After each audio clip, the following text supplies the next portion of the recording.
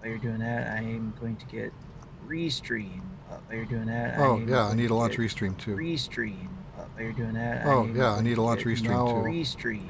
Now I See, hear why is myself that? echoing. Why is that not defaulting to mute like it does for every other channel? Just to throw a loop in, a wrench in the gears. Just to throw a loop in. Oh, there I go again. A wrench in the. Hi, me. Wow.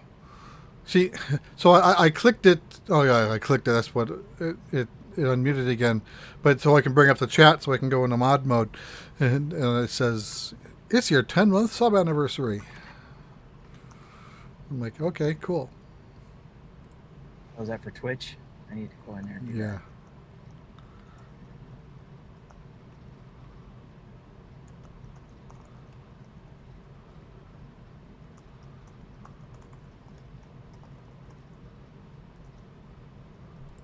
Cool. Ibisel says cool. I don't know why, but cool. Well, are we live? Radical. Yeah, we're live. We've been live for Radical. for a minute. Cool.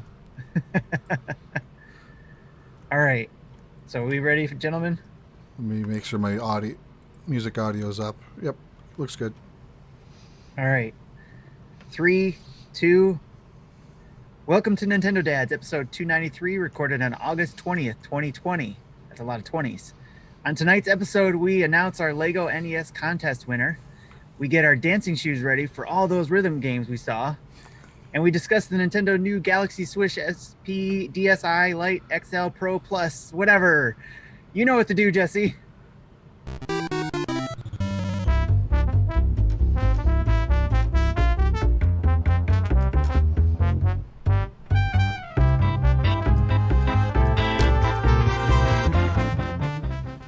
Hey, what's up, everybody? It's Marty here from Nintendo Dads. This is episode 294. It is the 27th of August, 2020. And man, do we have a show for you tonight. It's a show. It's a show. I said it was 293, apparently. I said something about Did you say it was 293? That's what's in the notes. Not anymore. Well... Does that mean I need to have to read the whole thing? You also said it was August 20th, 2020. It's not. Oh my gosh. What the heck? Yeah. Wow. Yeah, nobody changed that. So I didn't update those. It's okay. It's okay. We'll keep this. We'll keep it in. Listen. We're going back to the past.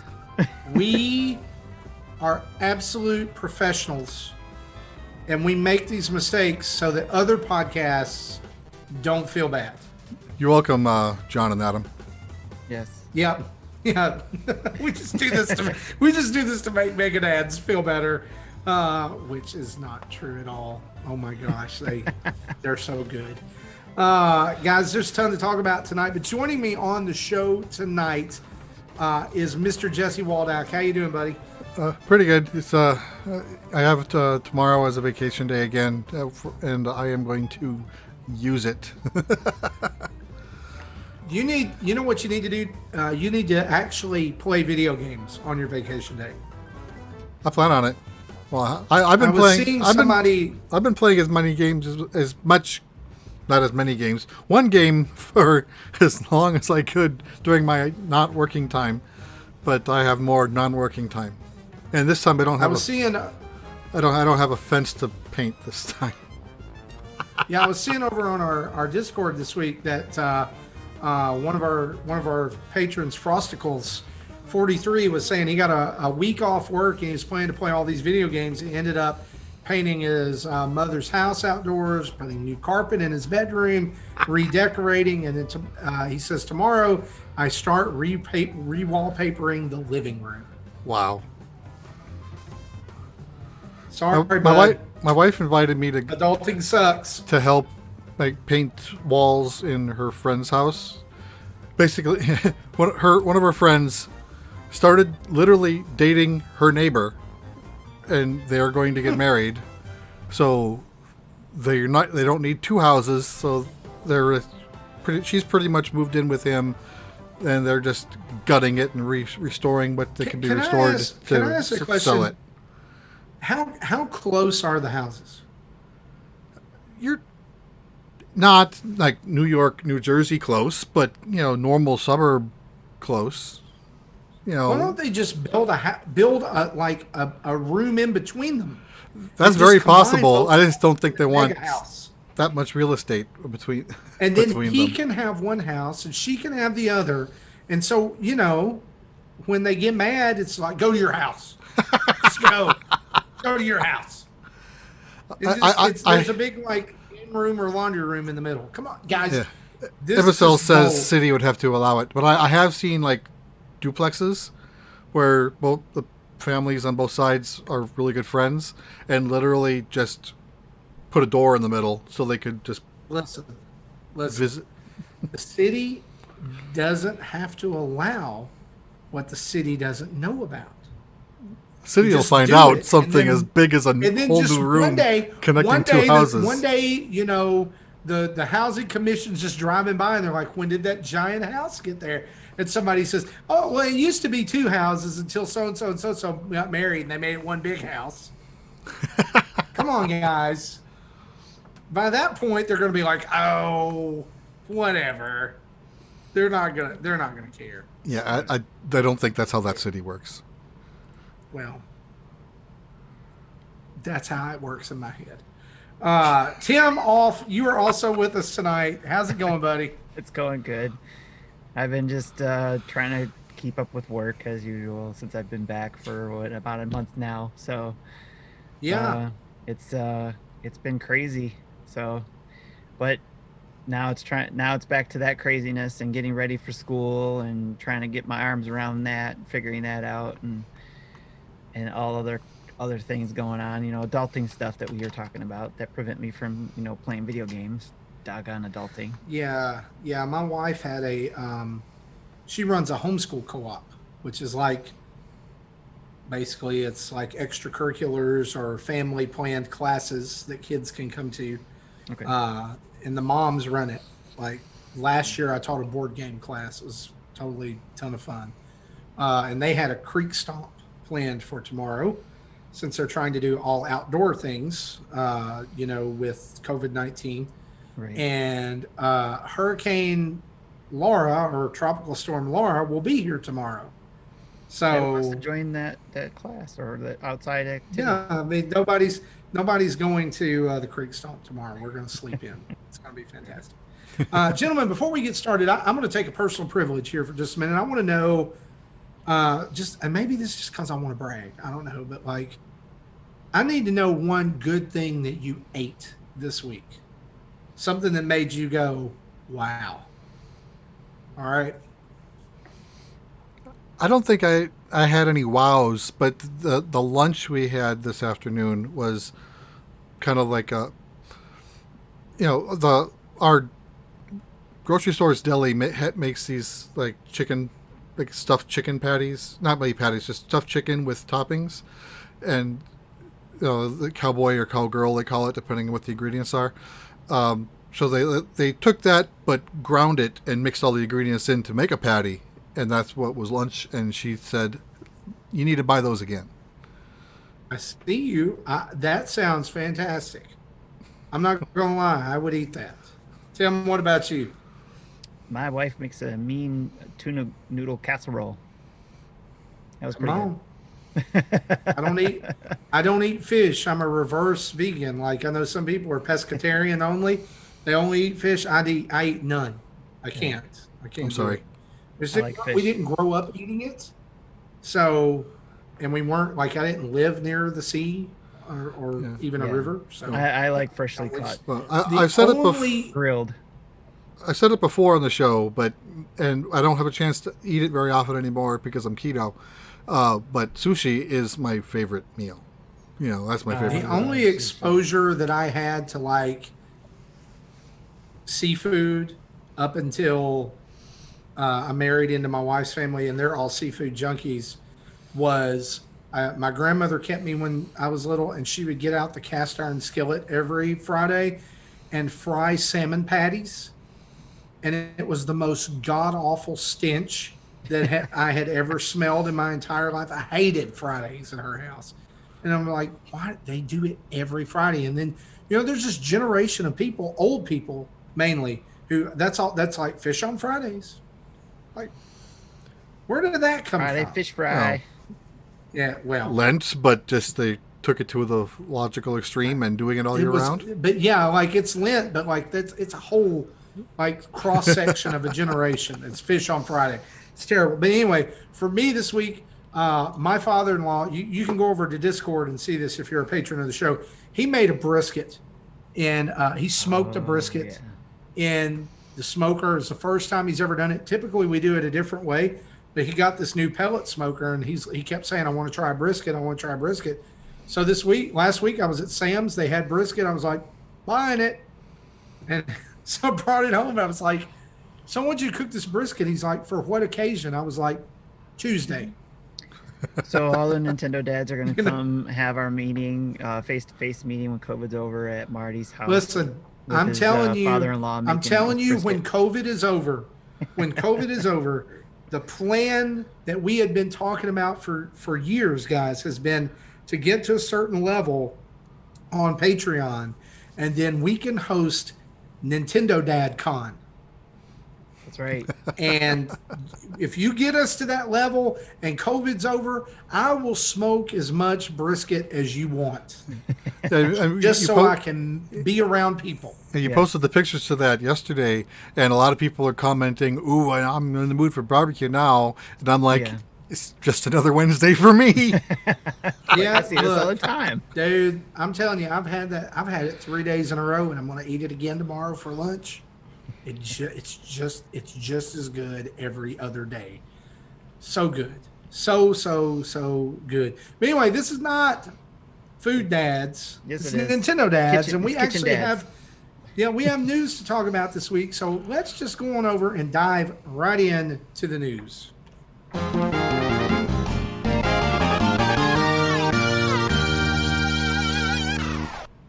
We just talked about patreon.com/Nintendo Dads, where for as little as $1 a month, you can help us in our goal to one day create and throw the greatest community party that has ever been thrown in the history of the internet, Nintendo Dad Con.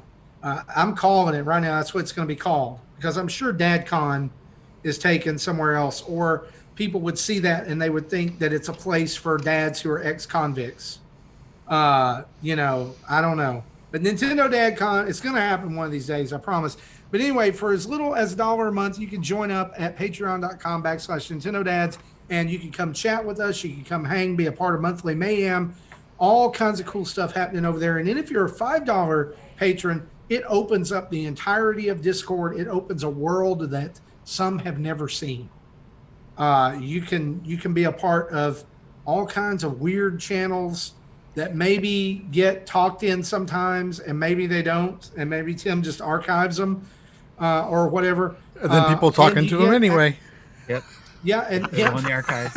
Archives are available at the $5 level. And the thing is that every time somebody does that, I imagine in my head this picture of Tim shaking his fist at the sky like this, like, "You talk to the archive channel." I'm probably the most guilty out of everybody. Yeah, he's just mad at you. He just Jesse. Hey, it's in the archives. But $10 a month patrons get perks that everybody else don't want, like pre and post show content, as well as an art card every now and then, and when a big game comes along, and all kinds of different stuff there. And then $30 a month patrons get to be on the show and help shape the show the week they're on. They get to bring their own topic and get to be a guest on the show. And speaking of guests, can I go ahead and let this cat out of the bag? I don't know. About September? I think so. I think Justin planned on advertising it soon, so sure. On September 10th, we are going to be joined here. Don't do it. No, never mind. No, I'm kidding. I thought you were being serious. On September 10th, right here on the show, we are going to be joined by none other than IGN's own Zachary Ryan, who's going to come into the madness that is Nintendo Dads and probably not be fazed by it at all. Let's just be honest. Well, have you heard their show? Yeah, I have. I am really looking forward to having him on the show. And we've also got, right now we're in the process of scheduling Patreon producers and things. And so Guys, buckle up. It's going to be a wild fall over here. And you can jump in over at patreon.com/Nintendo Dads. Go and do it right now. And if you do, we'll call you out on the show next week and make sure everybody knows how proud of you we are. Like good job, son. Good job. You joined up. Proud of you. One other thing we want to mention right here at the top of the show is there's some people who've been having problems with Patreon. Either like they go up a level or they come down a level and it kicks them out of Discord, right? And that is bogus. That's no fun. And we want you guys to know that's not on our end. That's something on Patreon and Discord's end, right, Tim? Yes, that's correct. Can you give us a little bit of clarity about that and what needs to happen if this happens to somebody? But basically, always try to do something yourself. If you go to change your levels, try to go. If you get kicked off or you see your name is in white letters instead of a colored letters in Discord, you basically have to go in there and in Patreon and go to the settings area under apps and disconnect and reconnect your Discord app. Sometimes that'll fix the issue. However, we've run into issues where a few people actually have that didn't work. In fact, one of our Patreons had to completely unsubscribe to us and then resubscribe to us to fix the issue, which is ridiculous to me, especially if we were not like we look at it all the time, but if we wanted to look at the length of time that somebody was, a subscriber, or if we ran a contest to see how far back somebody went or whatever, just saying there's possibilities to that. But now we got to take that into account because now it resets their time in. But I'm going into the weeds on that. But basically, it does keep us still like a lifetime in number, so that number Right. won't reset. But yeah, it does. The number of concurrent months might. Yes. So essentially what it's come down to is I submitted a ticket to them, letting them know that they need to work something out. But in the meantime, if you do run into an issue, just come talk to me, either Twitter at Neoprime33 or in Discord with the same name. And, I can give you temporary access at whatever level you're supposed to be at. And then we'll keep checking to see, because right now I think what happens is at the first of the month when they start charging, that's when things start checking for your levels and what you're supposed to have access to. That's my guess. I don't know. We'll find out on the 1st of September for a couple people. But yeah, it's basically just come see me and we'll get it figured out. What Tim is saying is it's not our fault that Patreon and Discord screwed up. So he's let them know how much they've screwed up. Yes. And hopefully there'll be a fix here real soon when they listen to him. Right? So that's that. We also want to say this. Thank you to each and every one of you who entered our Lego NES contest. That wrapped up last week, and a winner has been notified, and they've actually already received their prize.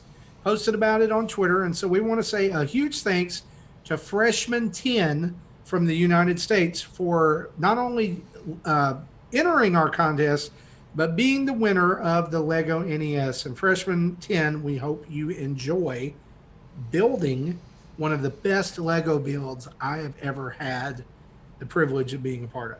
Yeah, he said on Twitter that he plans on sending more pictures once he completes his build. I was going to say, we need more pictures. So it'll be fun to see that. He tagged us in his tweets. And so if you search for our username on Twitter, just at Nintendo Dads, you'll probably come across him and get to see his progress there as he does that. So congratulations, Freshman 10. And thanks to everybody who participated in the contest. Please don't leave now that the prize has been given away. Stay tuned for more prizes. Seriously.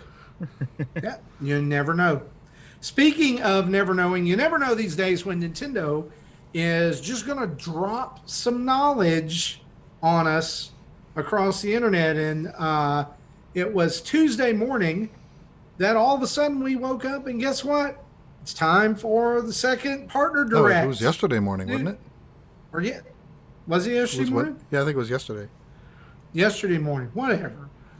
Jesse, this week has been like like it's just Right. it's just And flown by. before we dig into that, there was one of the rumors was that there was going to be a direct on Friday. Thinking or hoping it was going to be like the first party big direct that we haven't had in almost 12 months. But so since we got that dropped on Wednesday, this is probably what was being rumored. I'm not expecting anything tomorrow. I'm still look. I'm holding out hope. High hopes, low expectations. Right. Right. I would hope that they wouldn't shadow drop a first party direct. That's true. But they shadow drop Paper Mario. So at this point, anything's game. High hopes, low expectations could have also been the title of this partner showcase. After watching it, I saw a ton of ranged and varied opinions all across Facebook and Twitter on Wednesday, ranging anywhere. Uh-oh. Marty, we don't hear you. I think your mic just died. Nope. Well, that was interesting. Yeah, Can I you hear hear him? Tim. Jesse? Hello, am I back? Okay. Oh, there You're we go. back. Yeah, you're back. Okay, that was really weird. It's not good. Hey guys, Yeah. I'm probably going to drop here. Okay. It's saying my internet connection is unstable, and that might be because of the tropical storm coming up through here. So, if I drop, y'all continue on Okay. without me. Is that cool? Sounds good. Well, if you need to, I could take over if that happens. Okay. Well, don't be so eager about that. By the way. Helping you out. He was like, I could take No, I'm just kidding you, Tim. You would do a fine job. You'd probably do a better job than me. Anyway, Doubt it. Okay. tons of varied responses all across the internet. Everything from I hated every game in this to there's a couple of things I'd like to get to. This has been the first direct in a long time that I've really, really loved. So I thought we would dive into this kind of like we did the Indie Direct last week, instead of talking about,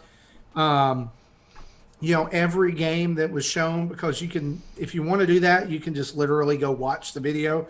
I thought we would just talk about what our initial impressions were and give it a grade and move on. Is that okay with you guys? Sure. Awesome. So, Jesse, let's start with you. What was your feeling about this direct? Like, did you like it? Did you hate it? Was it exciting? For the most part, everything was, I don't ever get upset that a game is out that I don't want.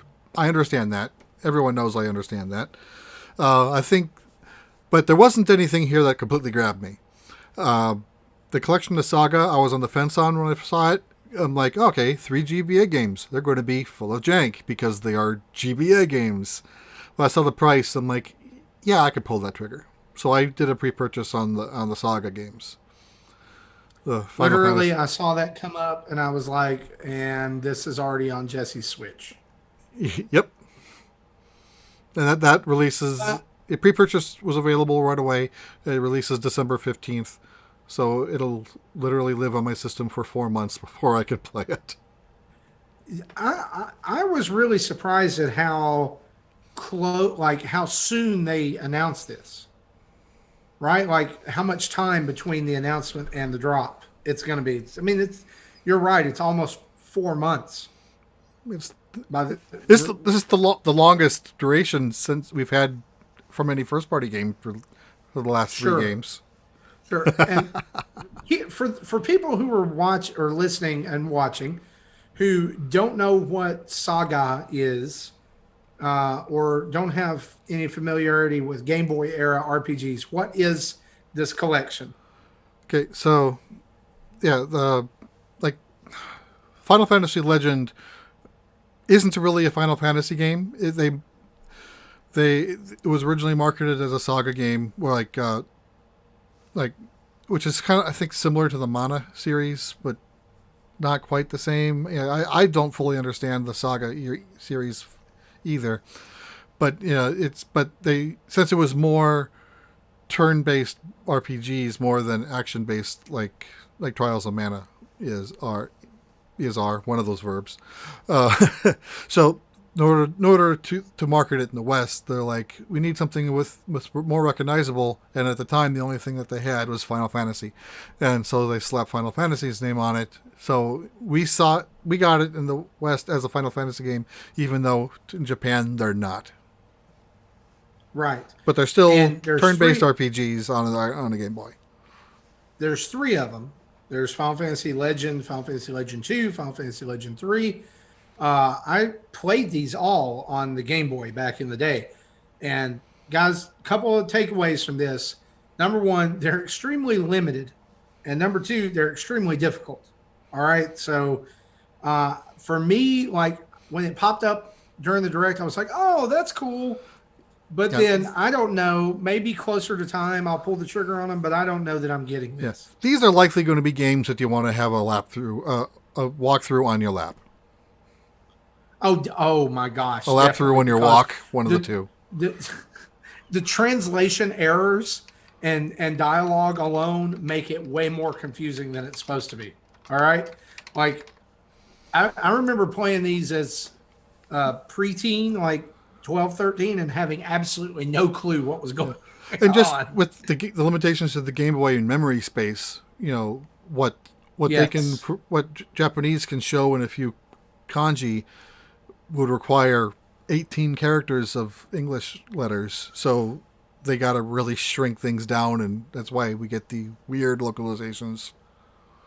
Yeah, and I think this is one of those games too where like everybody's name can only be 4 characters.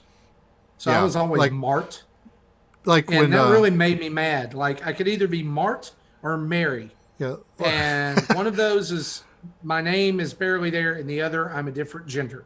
Right. So but like in always Dragon was Warrior, Mart. when that game was ported to Game Boy Color, Erdrick wouldn't fit, you know, the English localization, so they used a version of the Japanese name Lotto.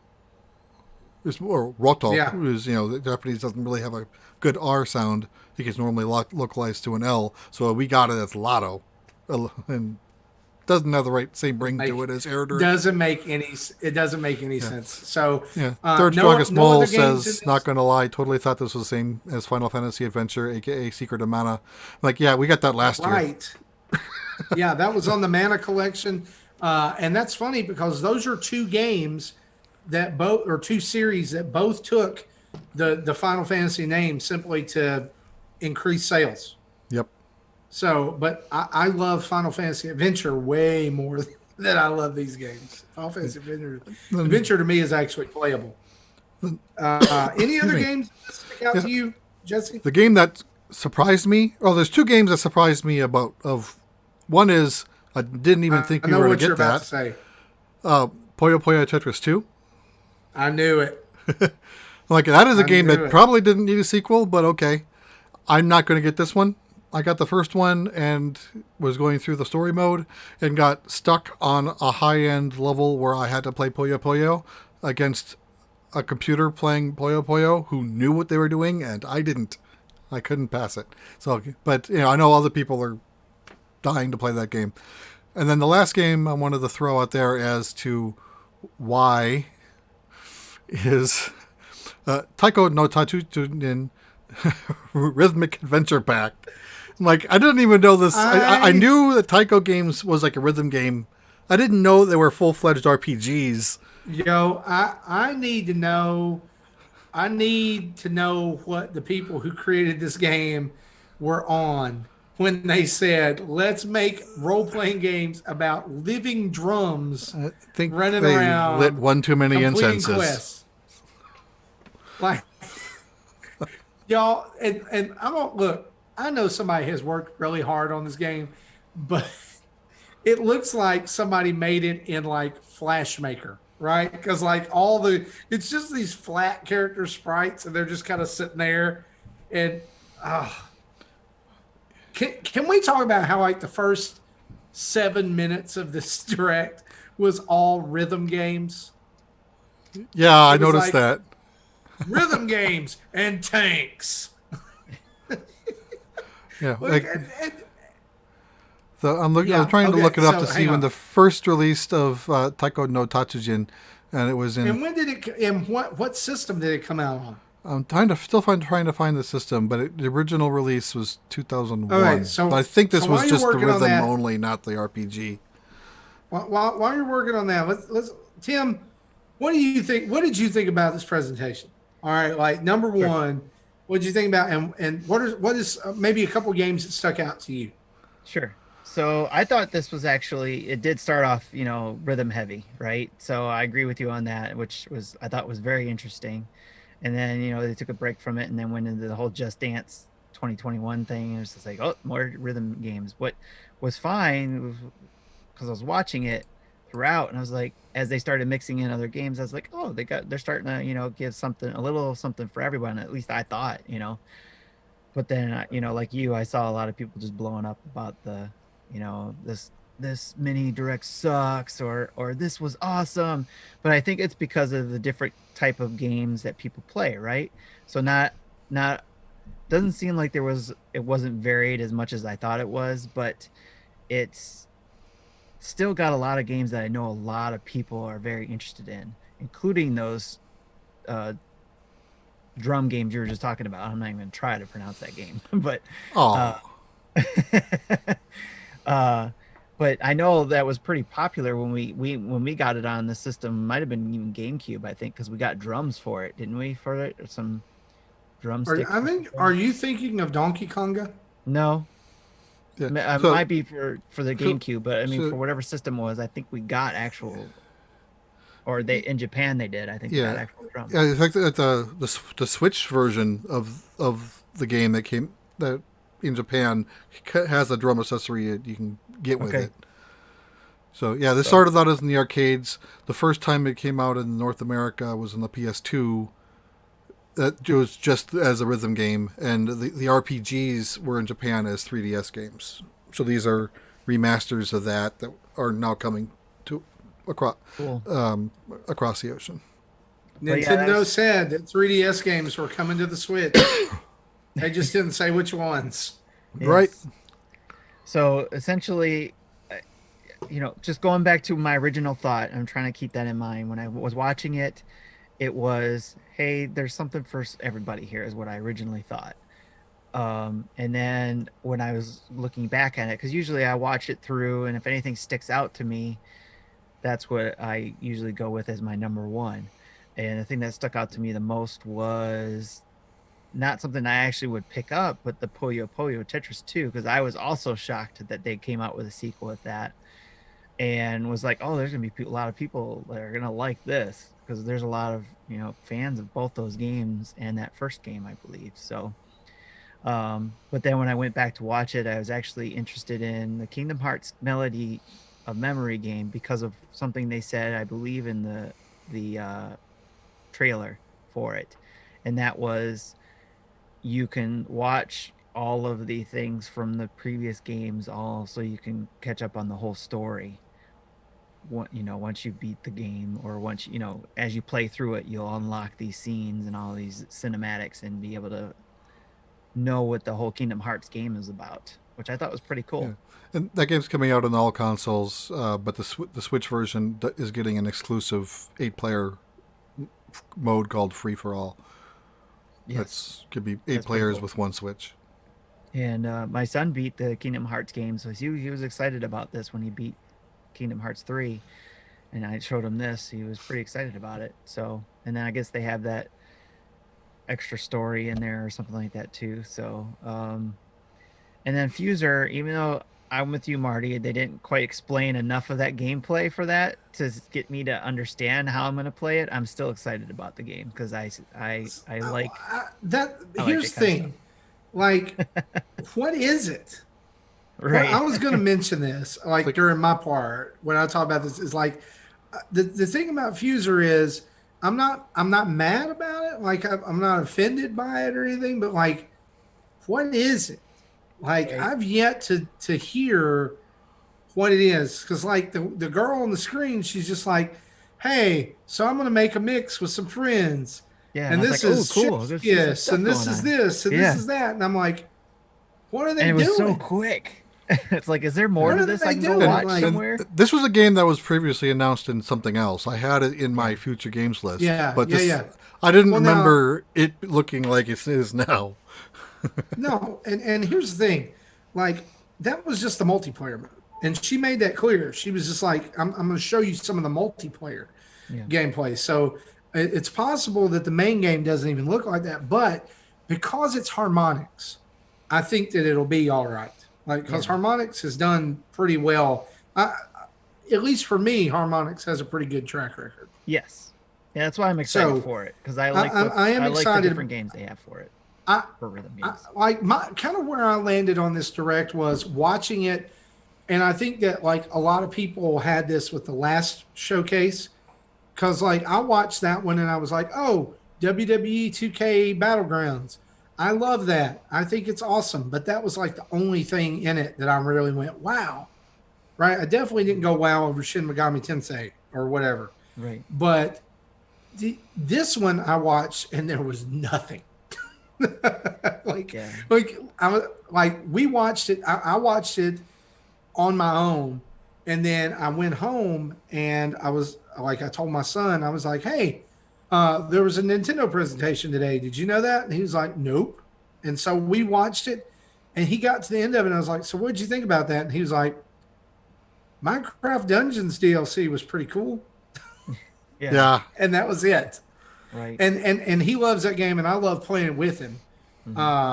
So like we're excited about that, but that was literally like the only thing in the whole presentation that I went, wow, I'm really excited about that, because it means we get to play more.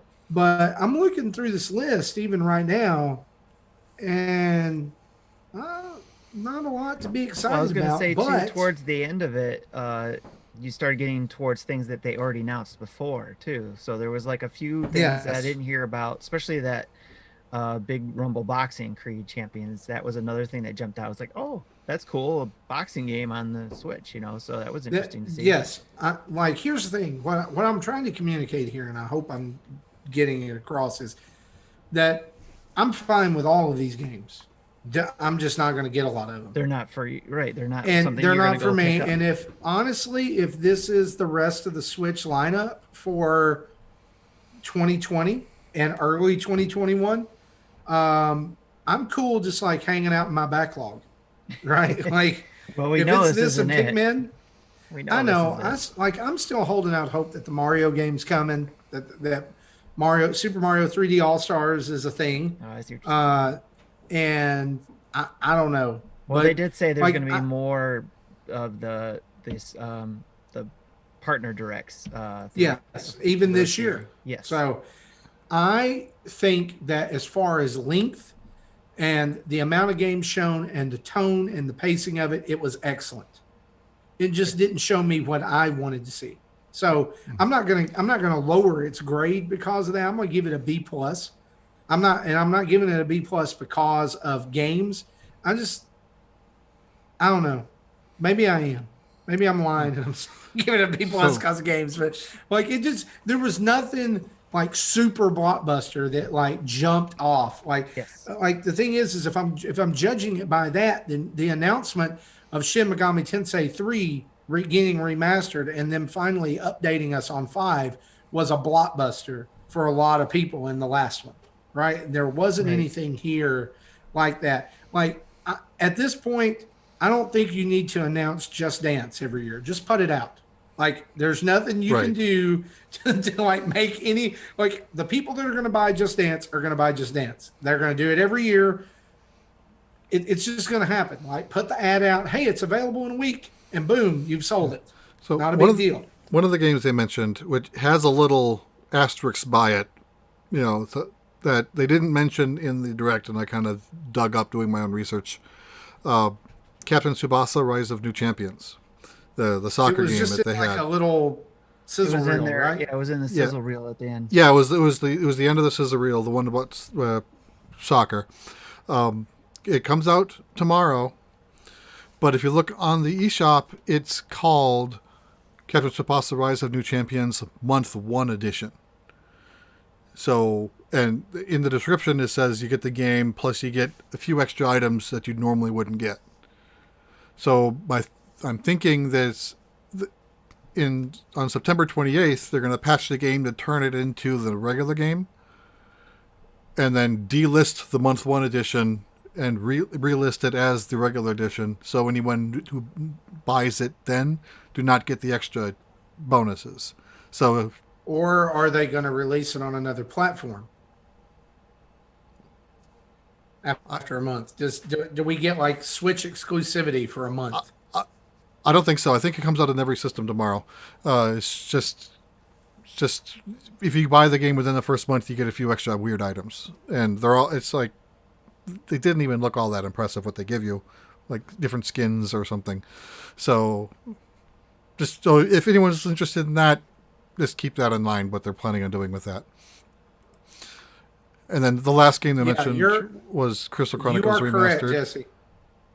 It is coming out everywhere tomorrow. I want to mention this before. It's coming out everywhere tomorrow, and I found that I googled it for PS4, and it says purchase this edition available until September 28th, and you get the following content. And it's basically uniform and goal performances. Like you score a goal, you get this.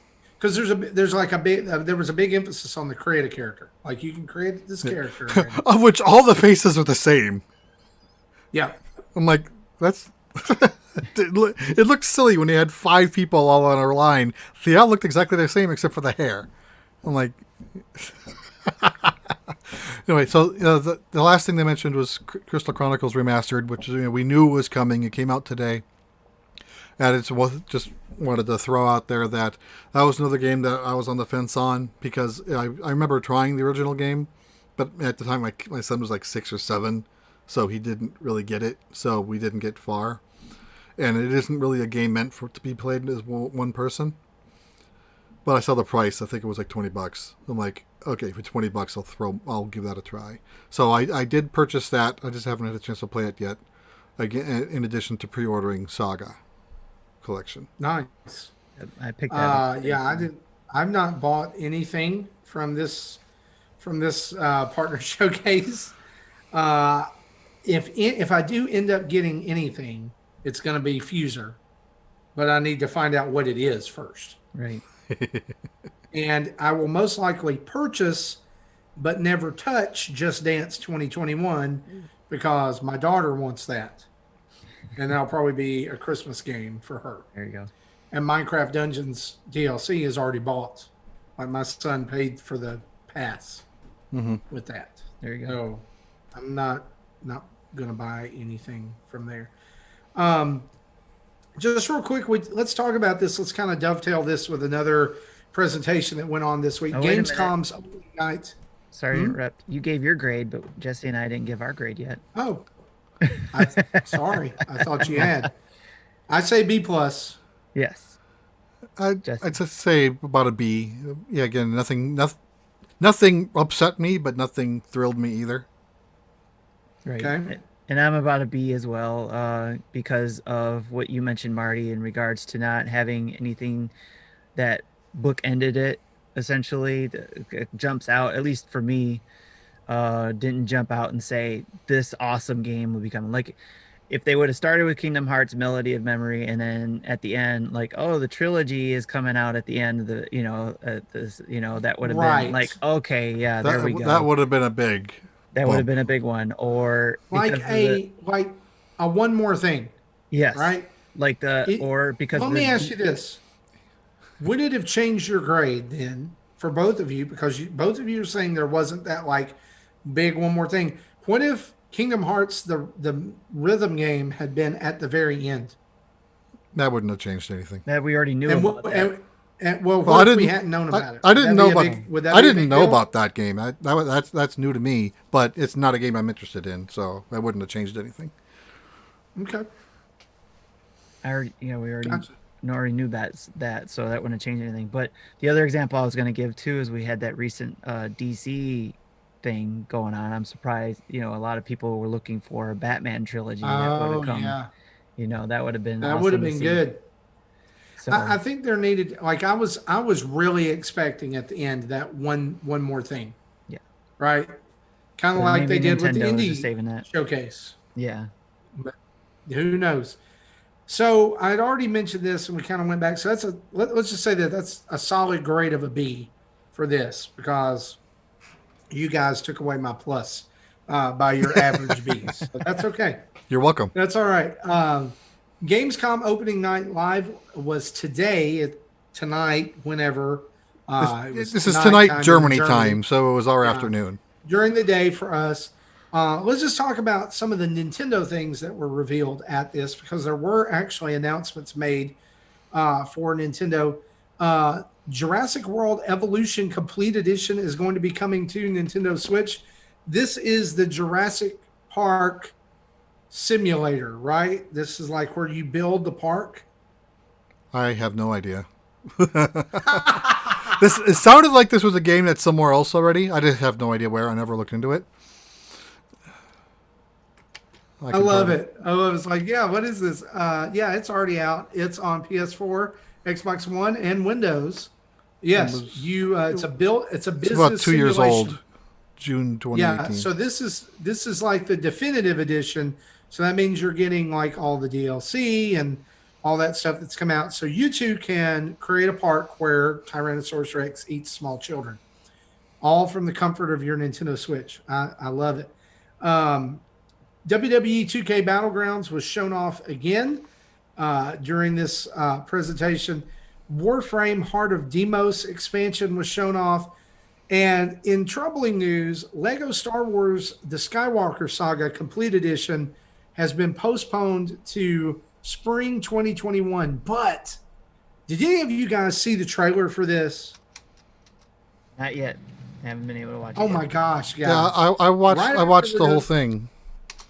Yeah, right after we're done filming, Tim, you need to go look at this because to me, and I may be wrong when I say this, like I'm a huge Lego game fan, and Star Wars Lego is what started it.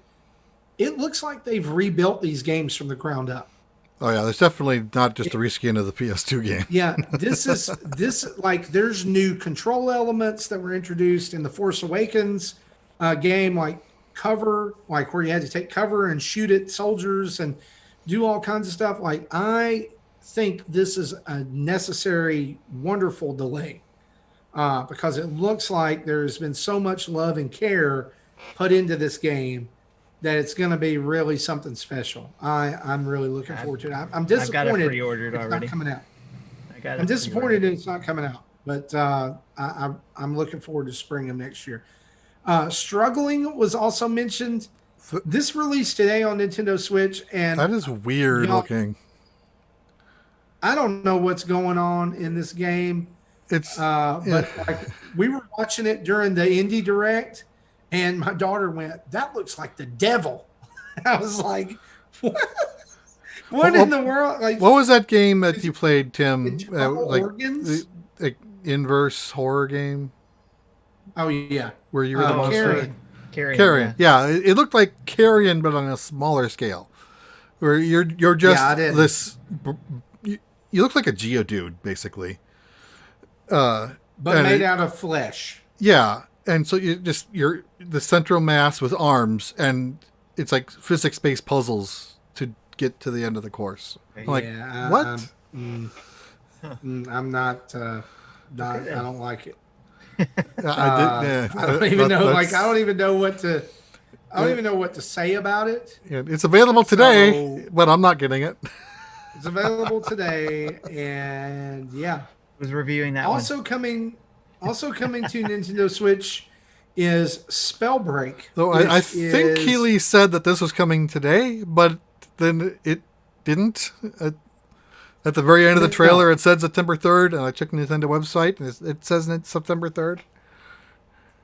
There you go. So it is a multiplayer action spell casting game, where you play as a battle mage. So, like and Overwatch with spells. The thing is, I don't know anything about this because I didn't get to watch the Gamescom stuff yet. But is that pretty much what is it like Overwatch? That you're That's kind of what I got. It's probably oversimplifying it, but it's kind of what it looked like. the art looks good. I'm on the official website right now. It's free to play, so I may check that out. Also announced for the Nintendo Switch, a game that I passed by in rental stores for years and never picked up, but I always went, I wonder, is Turrican. Yeah, I don't even remember what Did you this guys one's ever play about. the old Turrican? No. When they talked about it, I don't think they mentioned it was coming to Switch in the show, but it was confirmed in tweets afterwards that it is coming to Switch. So that's why I gave it a highlight.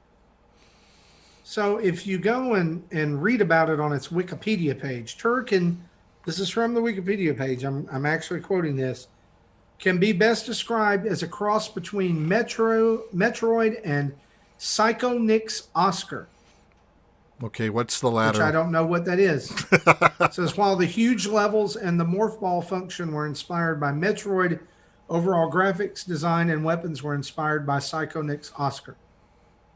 So it's kind of like Metroid. You're in space. It's a Castleroid, Tim. Nice. I'll have to check Turrican it is a out. Castleroid. Yeah, and it's apparently this is a brand new game that's coming out soon. I don't know anything else about it, but we just know that Turrican has been announced, and I like saying Turrican. Working. Turrican. Turrican sounds like something that goes on in the Gulf where the wind blows and the rain falls. Turricane. It's like a tornado and a hurricane together. Turrican. It's a Turrican. Yeah, that I just looked on Probably, on the Nintendo site, and that game isn't listed yet, so I don't know Not when it's yet. coming out. Not yet. One thing that I was disappointed from this is that Doom Eternal is receiving its first expansion, The Ancient Gods Part 1. Still no mention of when this game is coming to Nintendo Switch. Right. Sam already called it, remember? It's Halloween. It's coming out on Halloween. I don't think it's coming on Halloween. I mean, Pikmin is the Halloween game this year, Tim. Well, Coming out on the Friday, third parties 30th. can come out with games that'll come out just They before can. Halloween. But I know Sam likes to make predictions, but I'm going to make a prediction here. Yeah. I'm going to make a prediction. Okay. Doom Eternal is not coming to the Nintendo Switch. Okay. That's my prediction. They just can't do it. That it's gone quiet, and I think that's why. Coming to Switch Pro. It could be coming to Switch Pro. Let's talk about that because this week, this was our highest voted on topic on the show topics poll over on Patreon. And I know we're dipping into rumor territory, but we'll hit up some other rumors. Hopefully, no, we won't actually. No, That's the only rumor. Yeah. Just play the music. Might as well. There you go. Spoopy rumors. Tons of media outlets reporting this week that Nintendo is at work or is working toward releasing a new iteration or brand new Switch in 2020. This first came from Taiwan's Economic Daily News, but then it was reported by Bloomberg. And that's when more And, people started paying attention to this. Yeah, exactly. Production is supposed to start early next year, as manufacturers right now are working on meeting demand for current Switch hardware. Now, in our notes here, we want to put things in perspective that the new 3DS came out around 4 years after the original 3DS launch, which means that March 2020 will be what? 2021. March 2021. March 2020 is already come and gone. Yes. March 2021 will be what? 4-year anniversary of the Switch. The 4-year anniversary of Nintendo Switch. Gentlemen, I'm going to ask you before we get into any more of the nitty gritty of this rumor, is there fire where there is smoke this time? At first, I was thinking I'm still pretty skeptical until we, talk about more of what I dug up. I'm assuming what you're talking about being the nitty gritty is this is starting to sound more plausible. That's exactly what I mean. Yep. Yeah. Yep. Tim, what about you? You think this is Is it happening? I think this is going along with what we've talked about before, and I've mentioned before, is that COVID has definitely slowed things down for Nintendo, right? So whether they were going to do this or not 4 years later, or if they were going to announce it sooner, we don't know. We'll probably never know until 20 years from now. I don't But- remember where I read it from, but I thought I read somewhere that, remember, Animal Crossing was originally supposed to be a last year game, but got delayed. Yes. The Pikmin was originally supposed to be in that slot, Yeah. but then Yeah, got Yeah, pushed. Emily Rogers. Yeah, Good old Emily Rogers coming through saying that Pikmin was supposed to be the March game, the spring game Right. for Nintendo. So everything got pushed back, and I know that Yeah. last year we had a lot of the rumors about 2 new Switches coming out, which was the Pro and the Mini, which became the Lite. Well, the one being the Lite and the Pro, and we assume just became Switch The updated Switch Mark II. Updated Switch SKU. Yeah. Right. Yeah. Right. So, Well- which could have been just what could have been many things. So, but yeah, I think definitely there's, now that things are starting to roll back into place, that this is definitely something to be aware of. The only thing that I would think would be contrary to this is that prior to the pandemic, when things were still operating normally, Nintendo had already said there will be no new hardware release this year. But this isn't this year. I understand it's not this year, but saying that it was Yeah. pushed back Oh. due to the pandemic. I don't think this was It's pushed just back due to the I'm just pandemic. playing devil's advocate. I think the 4-year mark is right on schedule. Yep. Because when they said that, I'm like, okay, that means March 2021. We're probably going to know something. Well, today over at mynintendonews.com, a news article was posted that Nintendo has filed some new information, or there's been a new filing discovered for future system RAM and CPU changes. This is So- with the FCC, which is Yeah, this is with a FCC. requirement So here's the thing. for devices that can send and receive signals. Yes. So one way we could look at this is that they're simply updating the innards of the Switch again. The other way that we can look at this is it is a brand new Switch, which has updated innards, but also has some other things that are updated as well. The filings refer to 4 different things: the change of system on a chip, the change of memory, a change in the CPU board due to previous changes, and then it lists that this is the important part, I think. Since there is no change in shape of the enclosure and component layout related to RF characteristics, including the antenna between the original model and the new model, the SAR, or specific absorption rate testing on the new model, is not required and it is waived. Jesse, what in the crap is SAR testing? I didn't know until I researched it. It's it tests the radio frequency magnitude of what the item can absorb, versus whether does it bounce off or does it eat it, type of thing, and it's a measurement measured in watts per kilogram. But other than that little mumbo jumbo, I don't know much about it. Awesome. But to me, what that is saying, that specific sentence that mentions this SAR testing, it says that the enclosure and component layout is the same. Yeah, so the same case where the antennas are for both Wi-Fi, for Bluetooth, etc., are unchanged. So to me, what this says is new updated SKU.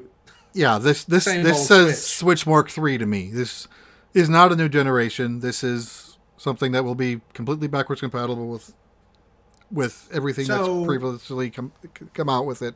Just more, probably more internal memory. Like the 3DS versus new 3DS. It bumped the processor. It bumped the memory.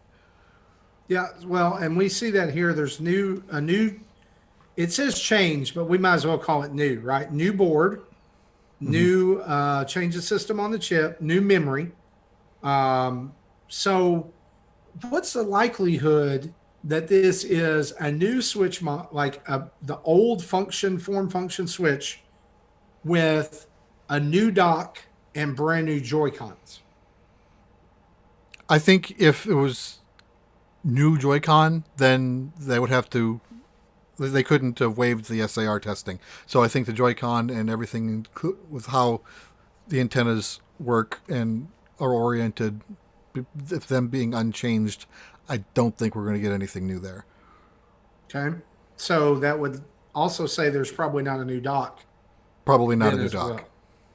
Yeah, this is not going to be your 1080p handheld docked to 4K. That won't be until the next generation, if that even I happens. still maintain that, and I'm fine if they do this because my Switch, my OG launch day Switch, it's on its last legs, right? And I'm waiting to see what this is until I make a Yeah, move. mine's getting close too, It's and I mean, I do plan on getting Mark III when that comes out. I skipped the Mark II. Yeah, this is like I can find the new Mark II stuff the pretty regularly now, at least twice a week. My Walmart's getting shipments, and we're in rural West Tennessee, small town America. So I know they're out there. They're meeting demand.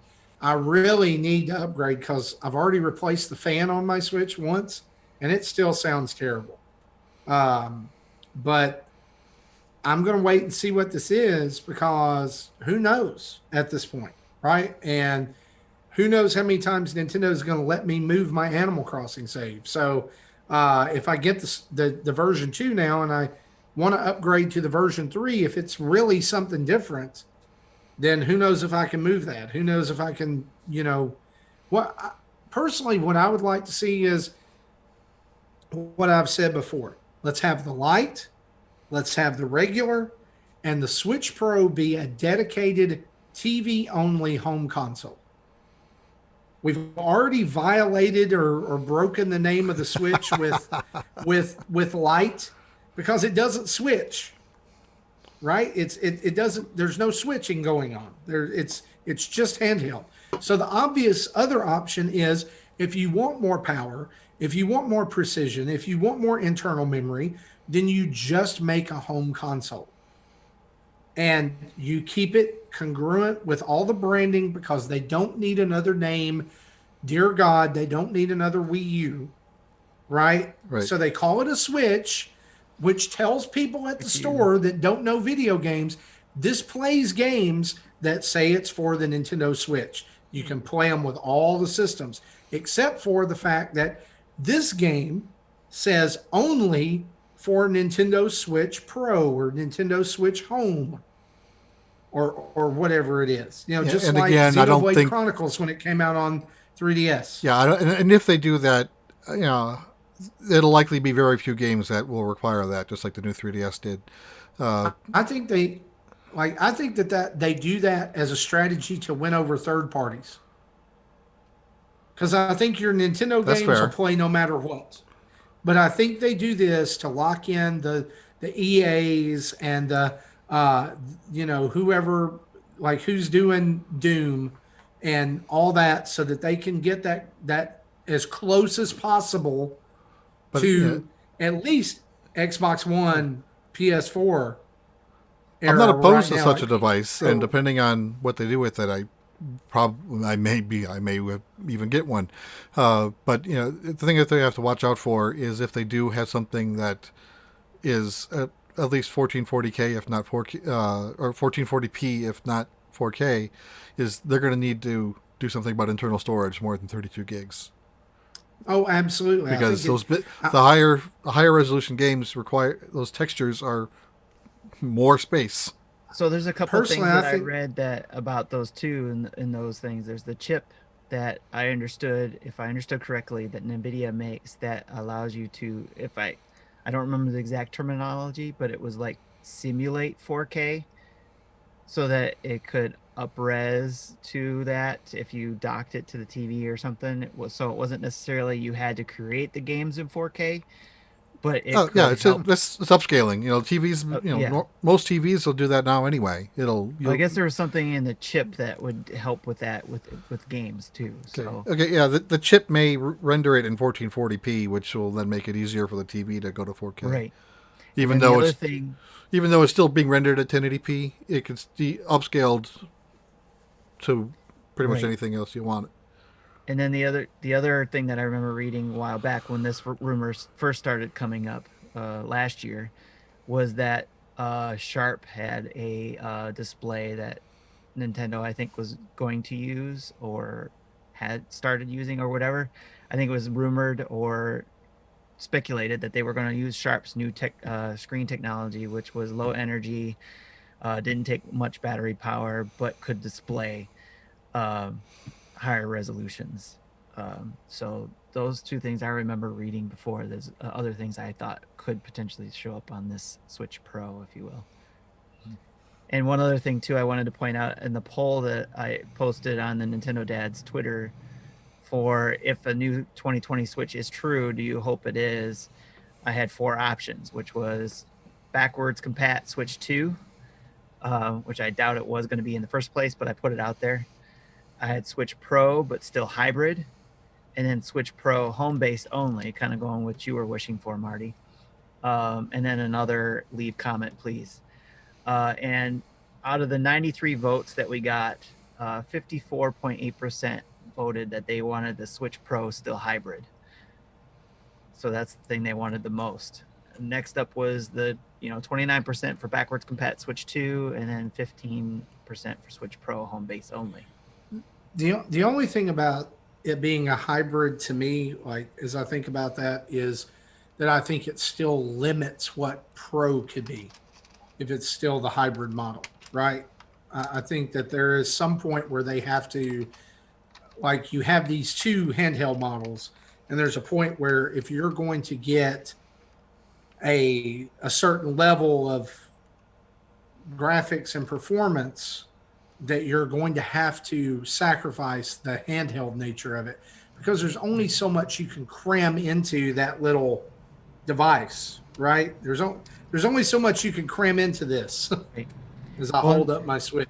I like the idea because we talked about this, speculated about it before, especially when we were talking about the Lite and the potential Pro before, was that, and even now with the Lite, we wished that it was easier to transfer games or transfer saves or whatever between systems. With the more powerful system in the Lite, I think that a home base would work if we had something to where it was easier to transfer, or in the cloud or whatever.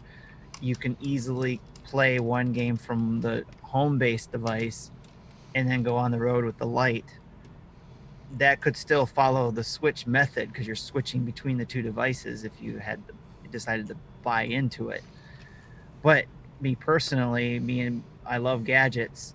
I love the hybrid method of it. I know there's some sacrifices that come with it, but I like what I'm able to do with it by taking it and putting it in the dock, playing what I want to play there with some extra quality, and then taking it out, maybe losing some of that quality, but being able to play it on the go and just using the same Joy-Cons that I was using to play with. I like those things. And that's why I probably would prefer the hybrid. Back in like 2011 or 2012, when the rumors of Nintendo consolidating the development teams, it was back when we did Roundtable podcast, we kind of speculated on what what that could mean, and we kind of pretty much came up with what exactly we got on the Switch. One of these days, when I have time, I'm going to see if I can find go through those old podcasts and find what I said about it and see. That'd be awesome to see how close to truth I got 5 years before it released. To kind of come back to what you were saying, Tim, like the Switch is my favorite video game system of all time because of the hybrid model, because I'm able to take it with me to meetings, or I'm able to play in bed, and then take it to the living room and put it in the dock. But I guess what I'm saying is I just think at some point there's a decision that's got to be made about, right? Do we want power, or do we want to be on the go? Right. And I know Nintendo's at least since the Wii, Nintendo has now not been in the power game, but Right. I think there's a point coming in the future, and I don't know where that point is, but I think there's a point coming in the future where they have to address the power game, because the gap between them and what is able to be done with the Series X and the PlayStation 5 is just getting wider and wider and wider. Yeah, at the end of the Wii era, And that yes, really hurt them. like that. And Yeah. I mean, there was a conglomeration of issues there at the end of the Wii era, like not being able to update games and all kinds of other stuff there. That was Yeah. just a big cluster. But and the thing is like, as a Nintendo fan, I say these things because I don't want us to get back in that same position Right. again, right? Like, Yes. I don't want us to be there. And I think there's some very simple steps they can take. It's just like, what is the problem with having games that can only be played on the home version of the Switch? We already have games right now that are handheld only, or like Mario Party. There's, you have to play it a certain way. Yeah, they would have to be really clear on the box about what it can and can't do. And they would. I think they would. I mean, I think it's a different coloring. I think it's ways of documenting that. I think it's education at game stores and online of saying you can't play this on the to-go Switch. You can't do it. Well, it'd be the same thing they'd have to do with what they did with the Switch Lite, is clearly state you can't plug this into the TV, and still people, try. And people still tried it. Mainly just guys like us still tried it. But How's it work? I think it'll be interesting to see what's going on around March 2021. Justin made a really bold prediction over on our Twitter, saying that the Switch Pro would launch in March with Breath of the Wild 2 as its flagship game. And so you can mark that in the show notes there and see if that comes true. Because really, I just want Justin to be wrong once. He's usually right. I hope maybe he'll be right about this. That's a good thing. Yeah. But if you've got some different thoughts about the Switch Pro and what's coming down the pike, hit us up on Twitter or on our Facebook page and let us know what you think. We always love feedback on topics like this. Well, Marty, actually, now that you mentioned it, there were a few comments in regards to that poll I did. If you want me to read those off. Yeah, please do. From our followers. So get a couple of those. We got one from our Dads After Dark show crew, specifically John, probably, because I know Drew isn't on there so much. But he said that, there is no doubt in the world the next Switch will be perfectly backwards compatible with the Switch and portable, 100%. The big question for me will be how many games will be Switch 2 only versus every game having to support both. I'm all for Switch 2 exclusives. And he also said, I'd like to see the Switch Pro have more internal storage, at least 64 gigabytes, but hopefully 128 gigabytes, improved Joy-Cons, a dock that does less damage to the console, and built-in online chat and messaging. Then we've got any comments to what he said there? I doubt the last thing will ever happen after what happened with not Chat. What was the Flipnote Studio? No. The Universe one, the Me Universe. It was a DSi one, wasn't it? I don't remember the one. Flipnote Studio. I think that's what I'm thinking of. Okay. No, that's not it. I don't know. Someone will tell me in the chat. But yeah, there was an art program that you can use to share, with your friends. Swapnote. It was all said Swapnote. Yeah, Swapnote. That's it. That's it. And they're not ever going back there. Yeah, bad people did bad things, and that's why we can't have good things. Yeah, that is true. That's a great summary of that. Alex said, if it happens, I'm still filled with doubt. I hope it replaces base unit, offering faster load times, 4K visuals, and a hell of a lot more storage options, even just an extension HDD. No other changes. Don't segregate audience. Just optional for some enhancements. Yeah, I don't think they can do anything with the load times without getting off of CART and SD technology. Like the other systems are going SSD, which are pricey. Yes. And then the other person was making comments in regards to all the speculation about 4K. To make it hybrid with the same or similar form factor, 4K is technically just not possible. I don't even know why people are expecting that. Even huge boxes like PS5 will sweat to get 4K 60 frames per second. So for a portable device, it's absolutely impossible while keeping it affordable. I'd rather see locked 1080p 60 FPS with improved visuals, textures, draw distance, etc. Backwards compatibility with current Switch games is a must. Improved Joy-Cons would be nice too. But as I said before with the 4K thing, or we were talking about with the 4K thing, is that it is possible. Doesn't necessarily have to mean it's going to be on your handheld. And it's just to help push it better to the 4K TVs. Right, but a better GPU, even it's still running 1080p, can be used to store more objects in memory for that better draw distance. Yes. But that probably won't happen until we get an actual Switch 2, not a Pro.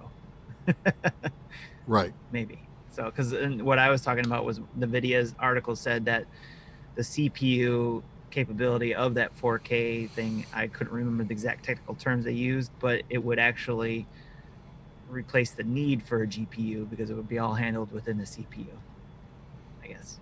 So, but those are the comments that were made. You know, when in Charlie Brown, when the teacher's talking and it's womp, womp, womp, womp, womp, womp, Yes. what you guys were just talking about, that was, it was some serious womp womp there. Nintendo Switch. You start talking womp, about womp, your GPUs womp, and your 4K, CPUs womp, and your teraflops and your teraflops. megabytes and Turkin. I'm still in awe of the fact that teraflop is a real word that we use. And like people stand on stage and use that as and say it straight face. Like the Xbox Series X has 12 teraflops. Well, it's just different than a megaflop. By the same reason a terabyte and a megabyte are different. It's just a bigger scale. My whole thing was there not a better word? Turkin. Was that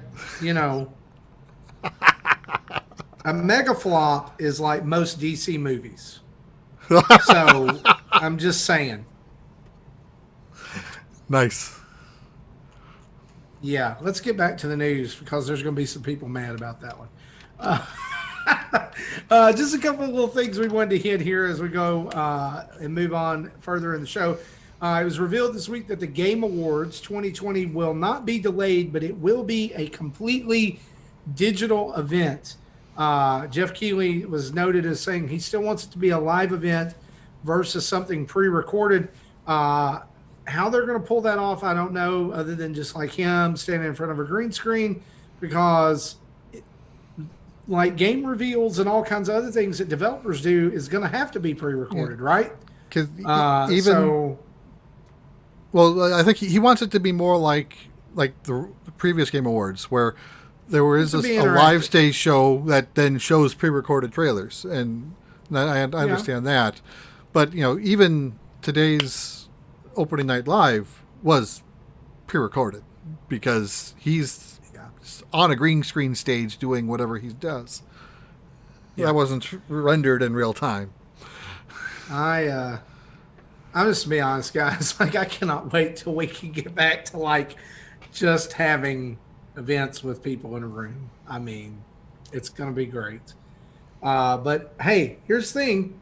We'll still get our yearly dose of complaining about the Game Awards and Jeff Keighley and everyone else from video games journalism toward the end of the year. So we have that to look forward to. Yay. Also this week, a court upheld Apple's delisting of Fortnite and will continue to until the next hearing in September, which means that iOS and Google Play or Google Android no longer have access to Fortnite at this time and are missing out on Season 4 because the apps can no longer be updated or downloaded. Other apps made with the Unreal Engine are protected and should not be delisted as per that verdict. So unless you have a Samsung phone, because then you can download it there through the Samsung shop. Oh, so Samsung didn't pull it, huh? Nope. because they're advertising it right now.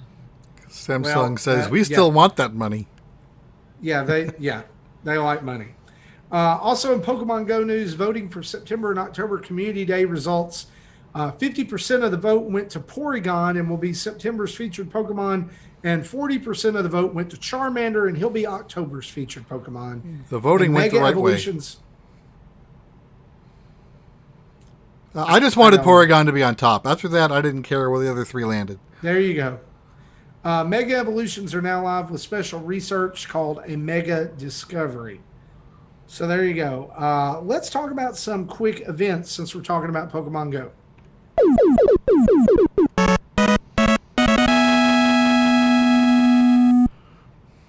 All right, September 1st, you'll be able to get, these are Research Breakthrough Encounters weekly rewards.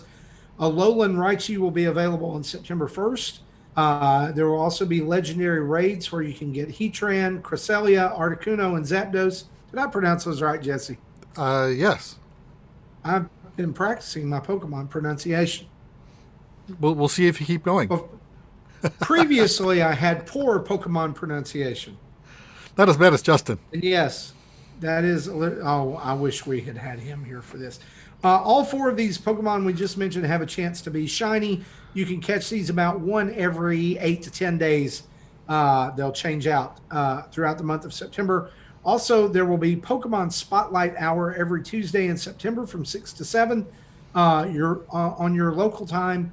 On the 1st, it will feature Eevee. On the 8th, it will feature Houndour. On the 15th, Tentacool. 22nd, Spearow. And 29th, Skitty. All of these can be shiny. Except for and Spearow. also some of them that one can't be. Except for Spearow, yeah. 2x Evolve XP for some of these guys. There'll be a Go Battle Night on September 24th from 6 p.m. to 11:59 local time. You'll get 2x Stardust for winning battles. And special research investigate a mysterious injury mysterious energy will start near the end of September. And the reward for this will be a Gen 5 mythical Pokemon Victini. If you already have Victini, you can research this new, or researching this will get you Victini candy. And then on September 30th, you'll get the Meowth Balloon, which will spawn for Jesse and James encounters. The balloon goes away on the 30th. Oh, it goes away on the 30th, right? They're blasting off in September again. Also, speaking of events, Pokemon or Splatoon 2 just held its another Redux Splatfest, and Chicken won in the battle of the chicken and the egg, as it should be. I believe it was well over 51% or something like that. It's a 2-1 victory there. And there is a brand new Smash event that is up right now as well, featuring royalty, or it's coming soon. And so you can check that out. And also a Paper Mario event is coming to Smash as well with brand new spirits inspired by the Origami King. So keep an eye out for that if you're still chasing spirits in Super Smash Brothers. Let's talk about what we've been playing.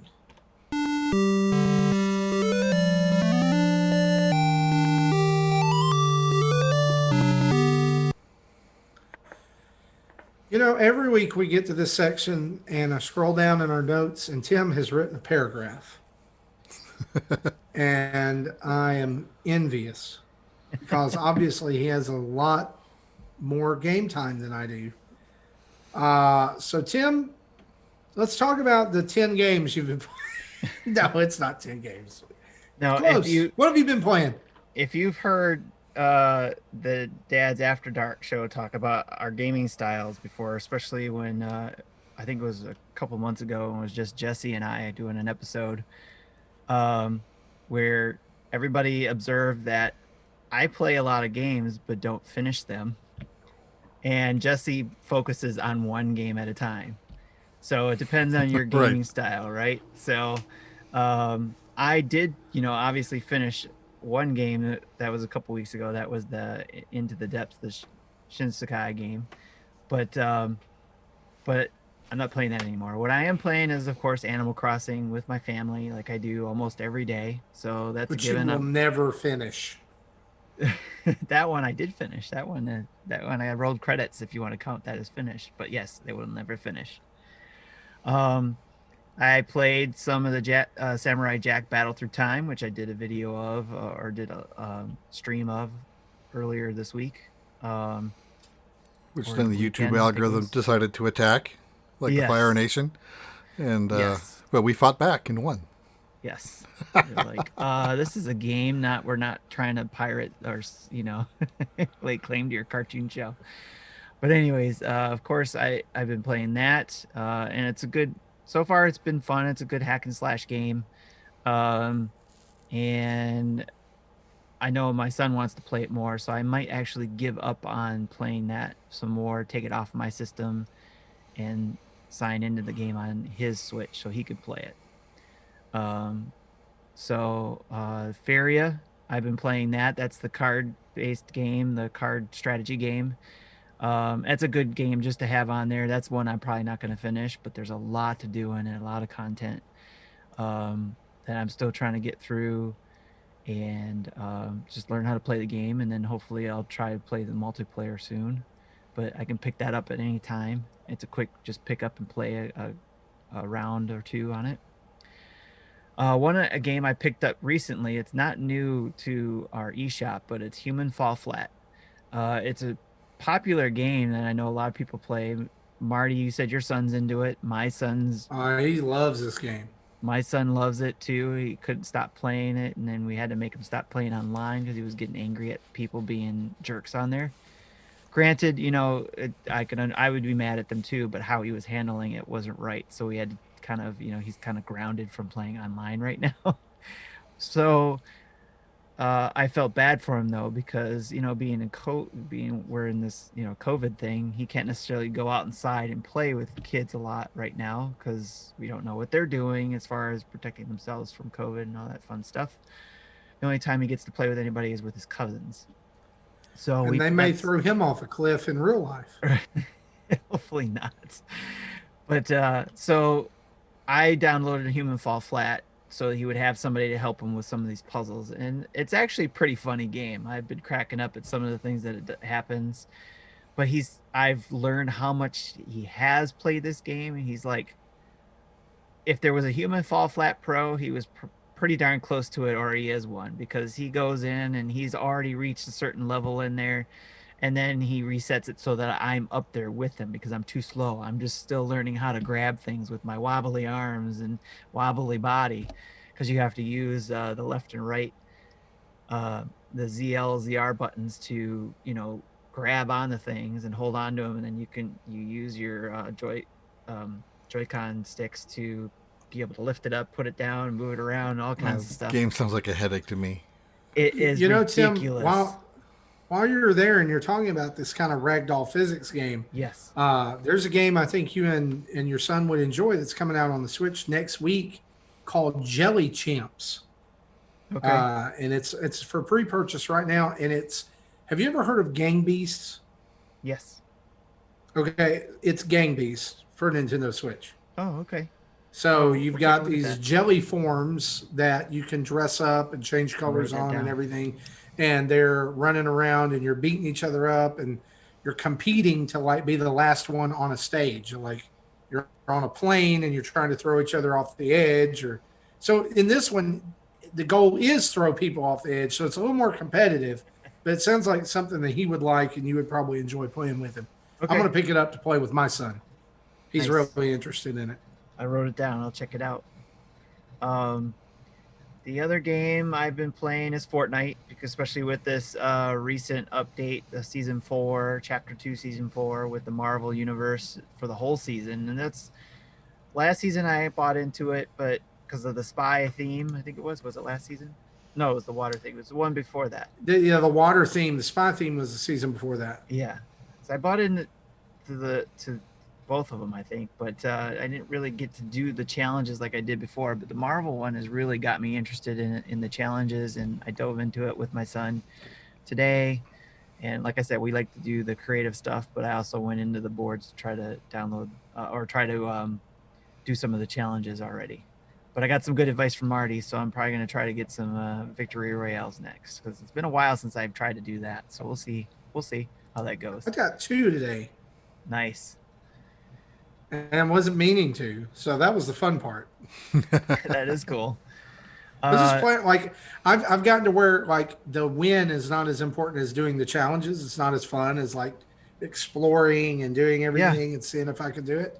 And so I get yeah, pretty far by like exploring. Like I get it at least in the top 20 just by running around trying to find oh stuff or yeah, whatever. yeah, yeah. Because you're not in And the once you action, kind so of no one's Yeah, hunting you down. once exactly. you do it enough, you kind of start learning where the chests and stuff are Yeah, and where the loot's going to be, and it definitely is a whole lot better. right. Yeah, my both of my kids are in it too, so I'm sure if I can get good at it, maybe I'll get invited to help them out. We could do some duos or something. Uh, the next game I just picked up this week too. I didn't pick it up during the indie showcase, but I did pick it up eventually this week, and that was the Raji and Ancient Epic. Um, that game looked beautiful to me when I saw the trailer for it, and looked like a fun gameplay. Kind of gave me a little bit of God of War vibes from like the PSP days when I used to play it on PSP, the portable versions of God of War games. Um, and it does. I did start playing it, and some of the mythology there does remind me a little bit of God of War when you learned about mythology, the Greek mythology when you were playing those games. But this is more of Indonesian mythology, which I'm learning a little bit about. So, which is really cool. And I'm actually surprised on how much content is here. Oh, I shouldn't say content, but how much um, is there as far as expanding the game, because I thought it was just going to be another hack and slash game where I go in and I'm using the tools that the gods have given me. But it does have some of those mechanics where you can up your weapons by you get some orbs and then you can add them to some some wheels and all that kind of stuff. That kind of mechanic where you can upgrade your weapons and to get it to do more damage. So I was surprised to see that, a good surprise, and I'm having a lot of fun with it. So I spent a lot longer in the game than I thought I would last night playing it. I was up till like 1:30 in the morning playing it. So uh, You must have liked it then. I was into it, and so I was like, okay, I have to stop here and just come back to it later. So This game really grabbed me in the Indie Direct, and it's on my wish list because so much came out that we got codes for, or that I got and we did videos for, uh, and I just didn't have time for like that game.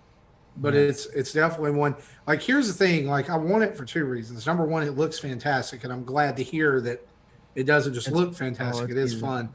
But Yeah. the other thing is like I love that it elevates voices that you don't normally see developing games, Yes. Yes.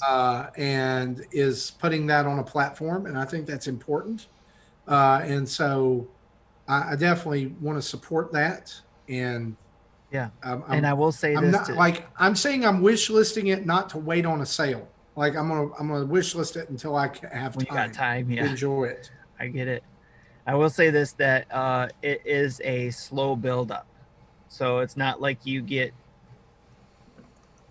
like action heavy right at the beginning. You are getting story elements at the beginning where you're learning about what's happening to the character, why she's on this path, what she's doing, why the gods have given her these gifts, and all that kind of stuff. It's slowly building up, and that's why I'm surprised, because what they show in the video is kind of like, I think, the parts that you think is mainly just story elements, right?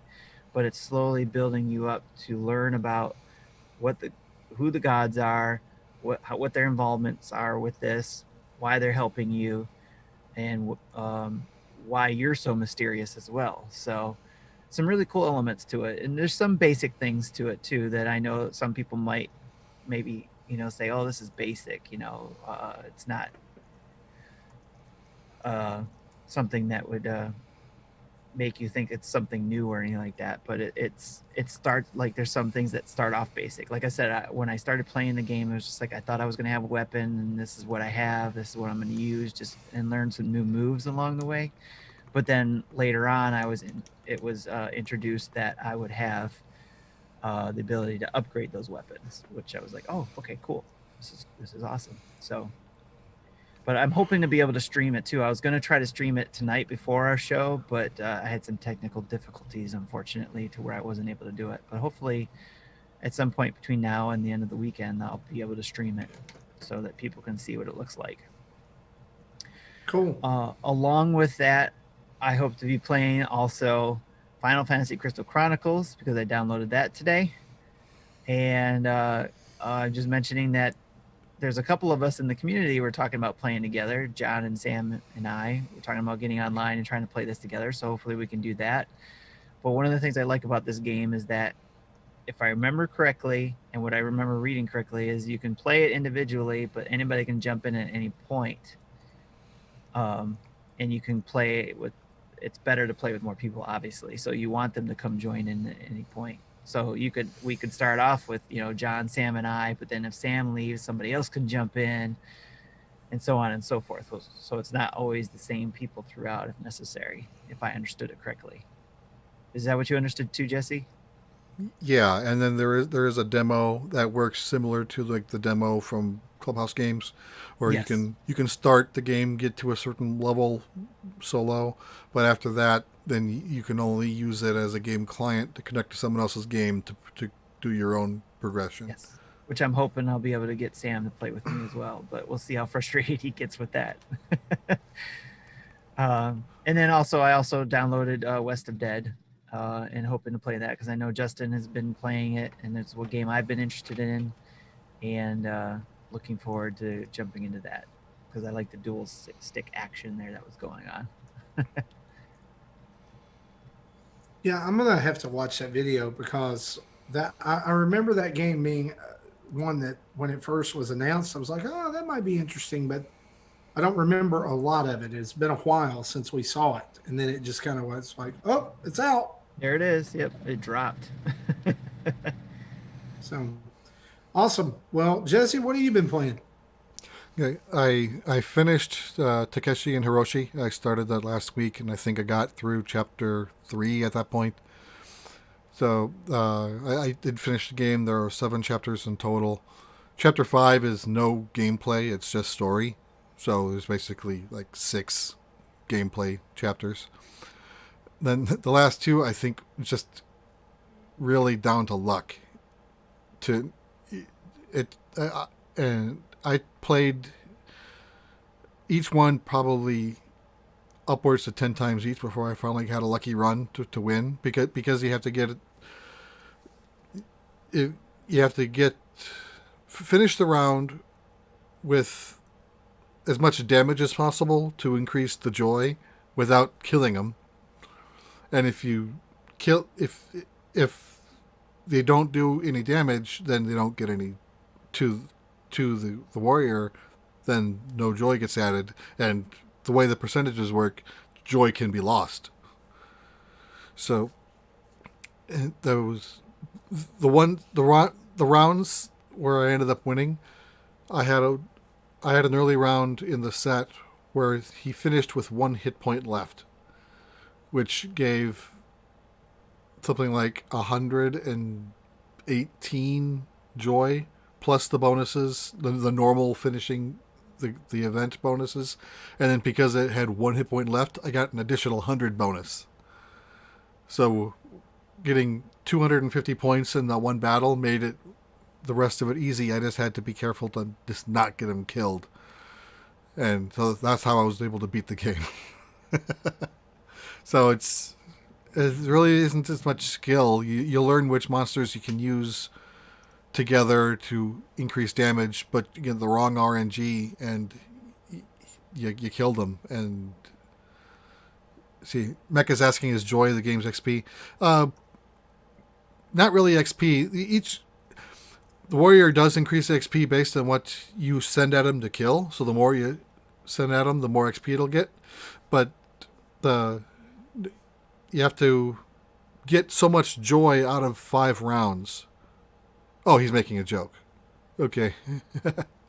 And the closer the warrior is to death after each fight, the more joy he gets out of it. So that's the balance. Is you can't just give him softballs the entire time, and you can't throw 6 slimes at him in the first round like I tried to do. Neither works well. Okay, then I continued playing Dragon Quest VI Realms of Revelation. Last week I said I had a hard time getting into this one, and I had to play it in many small bites. I got to a point where I was in the groove and got into the game again. So I'm like 35 hours in now. I hope. The problem here is I don't want to put it down to play other games, because if I do, I'm not going to be able to get back into it. So I want to try to finish this before I get into other games. Keep explaining joy if you can. Okay. So yeah, I think I'm maybe 3/4 of the way in, or 2/3. I still have a ways to go, but I'm getting close to the end. So just like Tim said, I'll mention some games that I bought and haven't played yet, which I hope to be able to talk about in a future weeks. So I got Spiritfarer as I got it as a pre-release code, but again I haven't had a chance to play it, and the game's been out a week now. So when I do play it, I'll stream it and do have live reactions to it. Just like Marty, that one's on my wish list to hopefully be able to play at some point. Okay. And then I did pre-purchase Collection Saga. I did purchase Final Fantasy Crystal Chronicles, and I haven't had a chance to play it. And the last game I picked up is a game that I played originally about 8 years ago. It was near it launched originally near the Wii U launch. Little Inferno. It's on sale for $3. So yeah, I'll pick that up. And the youngest really liked that game back when it was new. So I let her know, and she was excited. So sounds like she was planning on picking it up herself as well. Cool. All right. Well, guys, I have been playing a ton of Fortnite. Really, that's all I've been playing over the past week or so. I started toward the end of last week at level 28, and I knew the season was coming to an end yesterday, and I knew that I wanted to get to the level 60 skin for last season, which was called Kit. It was a kitten in a robot that turned into a motorcycle that he could ride around on as one of his emotes. I was like, I got to have this. So played a lot more Fortnite than I'm usually used to, and thankfully had an XP boost or supercharge all the way through, and finished that yesterday. Got the skin, was done. And then Season 4 dropped today, which is the Marvel exclusive, like all the characters, all the skins you can get are Marvel characters. And so I sunk about 2 hours into that this afternoon. I'm already level 11. And my son and I are kind of challenging each other. I told him earlier, because we were starting like at exactly the same time, I said, whoever gets to level 10 first owes the other one a milkshake. And he beat me by 10 minutes. Oh, man. Wow. He got to level 10 because I got a phone call and had to stop playing for a little bit. And then by the time I got back to it, he was like, I'm level 10. I was like, Proper adulting costs you a milkshake. Yes. Yeah, that's right. Blame it on the phone call. That's right. So I've been playing Fortnite. I'm going to continue to play that because Iron Man is the level 100 skin for this season. So I got to go all in. Like, I'm a Marvel fanatic, so I got to go completely all in on this. I've also finally been able to start Spiritfarer. And the reason I didn't get to, I downloaded it and I didn't get to start it because I was trying to get to level 60 on Fortnite. So It was after that was the done, same was problem like, I had with Dragon Quest. I didn't want to stop playing I can it. try this. I can try this out now. And y'all, I am in love with Spiritfarer. So good. Is such a relaxing, super chill game so far. I'm maybe about an hour in. The art style has won me over. I love that it's Animal Crossing meets seafaring meets uh, platforming. I don't know how to describe this game other than it's gorgeous. It's relaxing to play. It's got a ton of charm. I'm really, really into it. And so, and I'm not that far into the game. So I, I don't know a whole lot about what's going on other than your character has been put in the position of taking over for Charon, ferrying souls from the land of the living to the land of the dead. And she has a cat with her that you can pet whenever you want to. Yeah, It's nice. That pretty cool. game is just... And on the boat, like you can build different things. So far I've built like a room and a kitchen, and right now I'm working toward building a garden on there. So like what you're doing is you're building the garden where you'll then go get seeds, where you can plant the seeds and harvest the crops that then you'll be able to cook for the different spirits and make them happier. And once you have done all of their tasks, then they're ready to go into the afterlife. So it's pretty cool. And it also seems in a way like it will be pretty emotional as well. Like there's a lot of emotion wrapped up in that. So it's like one of the first things that the game teaches you how to do is that you have a hug action. And like the different spirits need to hug be button, hugged like, at certain times. Like Boy and His Blob? Not a hug button. No, Okay. there's the only thing that I really don't like about this game, and like again, not spent too much time with it, but it's a weird thing. It's a weird control choice, and that is that like you use the A button to do things, but then if you want to back out of those menus, you press B, right? Nope, you press Y. Why? I don't know why. I don't know why. It just doesn't make sense. I don't like it. It's a lot of whys. I also picked up and played about a week ago We Are Doomed, which is the new game from the creators of Graceful Explosion Machine. And if you're a fan of Geometry Wars or games like that from way back, I remember playing Geometry Wars Evolved on the Xbox 360. It came with my launch version of the 360. Love that game. It is it's kind of like that. You are in the middle of all these enemies. The more you kill, the higher your multiplier goes. The longer that you kill, the more you're able to stay in rhythm. Your multiplier keeps going up. You're getting a better score until you're able to charge like the super beam. And the super beam, like once you use it, it turns into like this gigantic beam that you can direct all around the screen and kill all these enemies. There's no bombs or anything like that. You just got to survive until the super beam. And then once you go past so many levels, every 10 levels, you get to a save point. And you can start from those save points. So like you can start from level 1 where I've made it to level 11, and you can start from level 11. The only problem is that by the time I was at level 11, the first run, I had been able to charge up my super beam and get a higher score and do all kinds of stuff a couple of times. Starting at level 11 starts you in the middle, and it's really hard, and you don't have any charge. And so there's pros and cons. You get what I'm saying? Yeah. Plus, it's super minimalistic, and it's kind of chill to just play. It's one of those games I really compared it to, and it's right next to it on my Switch because I've been playing that recently too. It was right next to Ding Dong XL, which is a game I still play every now and then. It's like, I've got 5 minutes. I'll play this game, and you just move things back and forth. It's just something you can pop into and popped right back out and not have really invested, right? Like not feel like, okay, I've got to sit, like even with Animal Crossing, which, you get to a point where you're just doing your dailies, right? And that's it. And there I'm in for an hour, if I go in with We Are Doomed or Ding Dong, I'm in for 5 minutes, right? Like it's just arcadey style gameplay. Wow, those which was kind of like Graceful. It was kind of like Graceful Explosion Machine, but at least with Graceful Explosion Machine, you had levels that had objectives and different things like that. Those colors are trippy.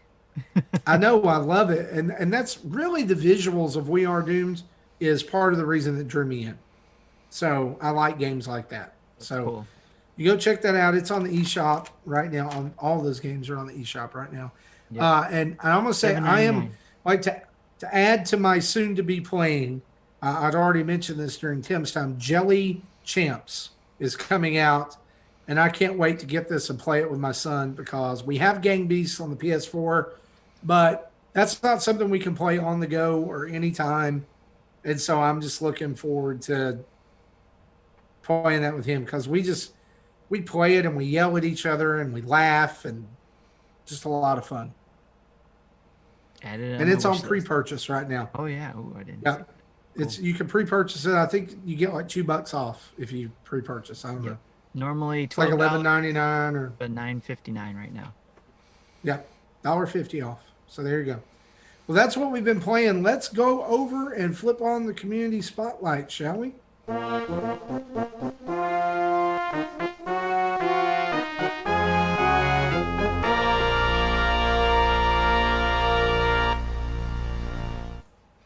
Tons of interaction from our community this week, which we love, by the way. If you want your comment, question, whatever to be featured here on the show, there's lots of ways you can do that. You can post it on our Patreon poll every week for patrons. You can send it in on Twitter. You can ask it in Discord. You can send us an email, or you can send us a good old voicemail, and we'll tell you how to do that toward the end of the show. But let's get right into it. Mecha Dragon 101 asked this. Jesse, this one, you've already kind of talked about this, and so I'm serving this one up directly to you.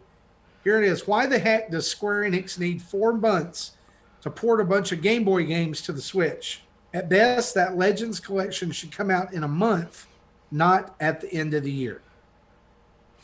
Well, really, the games are done because they're once you can pre-purchase them, you get a build on your system. It's just locked out. The part of it is so. I don't know how long it took when they started it. And I'm sure that they're doing some QA with the game to make sure that everything is still working the way it's supposed to, albeit probably still janky, as I mentioned. But I don't think they would just slap a ROM into an emulator and say, have fun. So I did a look at howlongtobeat.com for the 3 games. And the first one is about 10 to 15 hours. The second and the other 2 are 15 to 20 hours, with the third one being up to 30 hours to be a completionist. So we still have 60 hours of content here that I'm hoping that someone QA'd and at least debugged. But you hope they did. Yeah, but so as for why aren't they just releasing it now versus December, I don't know. I don't know what the other games on the Square's calendar looks like. They may not have a lot on the Switch, but they release other systems and PC, and they do other things as well. So it would be great if the delay was because they were porting the NES and SNES versions of Final Fantasy to the Switch, which is a darn shame. I'd be okay with this. We don't have yet. I think we need the American Final Fantasy collection. Final Fantasy 1, 2, and 3. I would just take that. I know that the others exist elsewhere. I know there's... so you're saying as a bundle to purchase, not something that they throw on NES Online?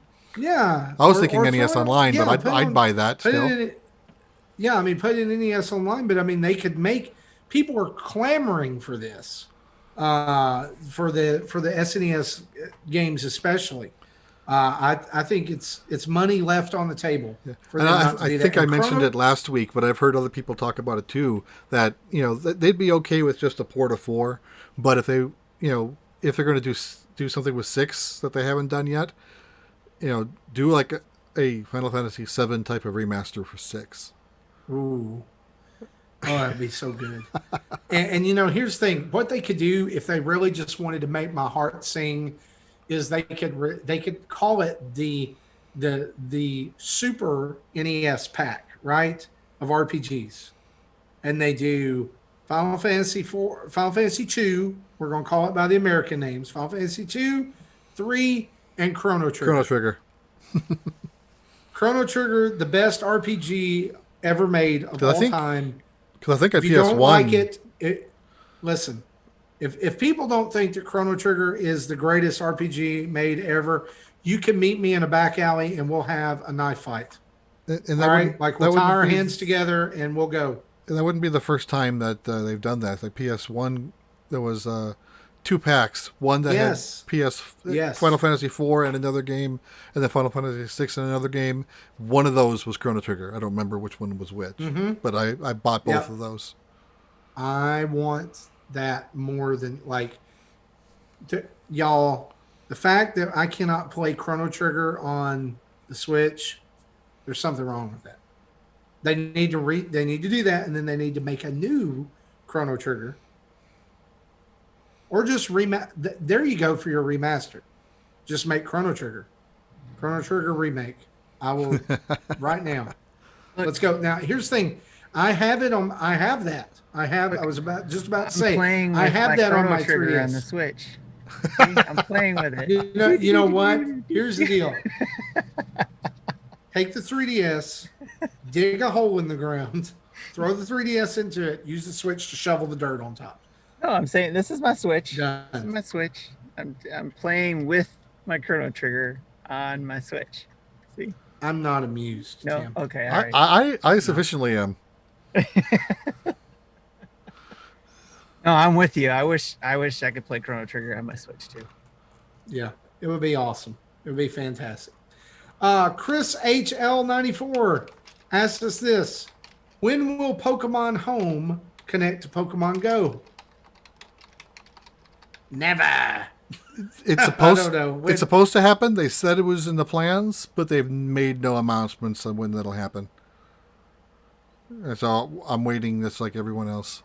2021. Pokemon Home got the Rona, just like everything else. So just like Pokemon I Sleep. guarantee you that that it's been delayed because of coronavirus. Everything's been delayed because of coronavirus. I mean, it's just inevitable. You can say that now for everything. Third strongest mole over on Patreon asked us this, asked me this actually. Mega Man 11 came out almost 2 years ago.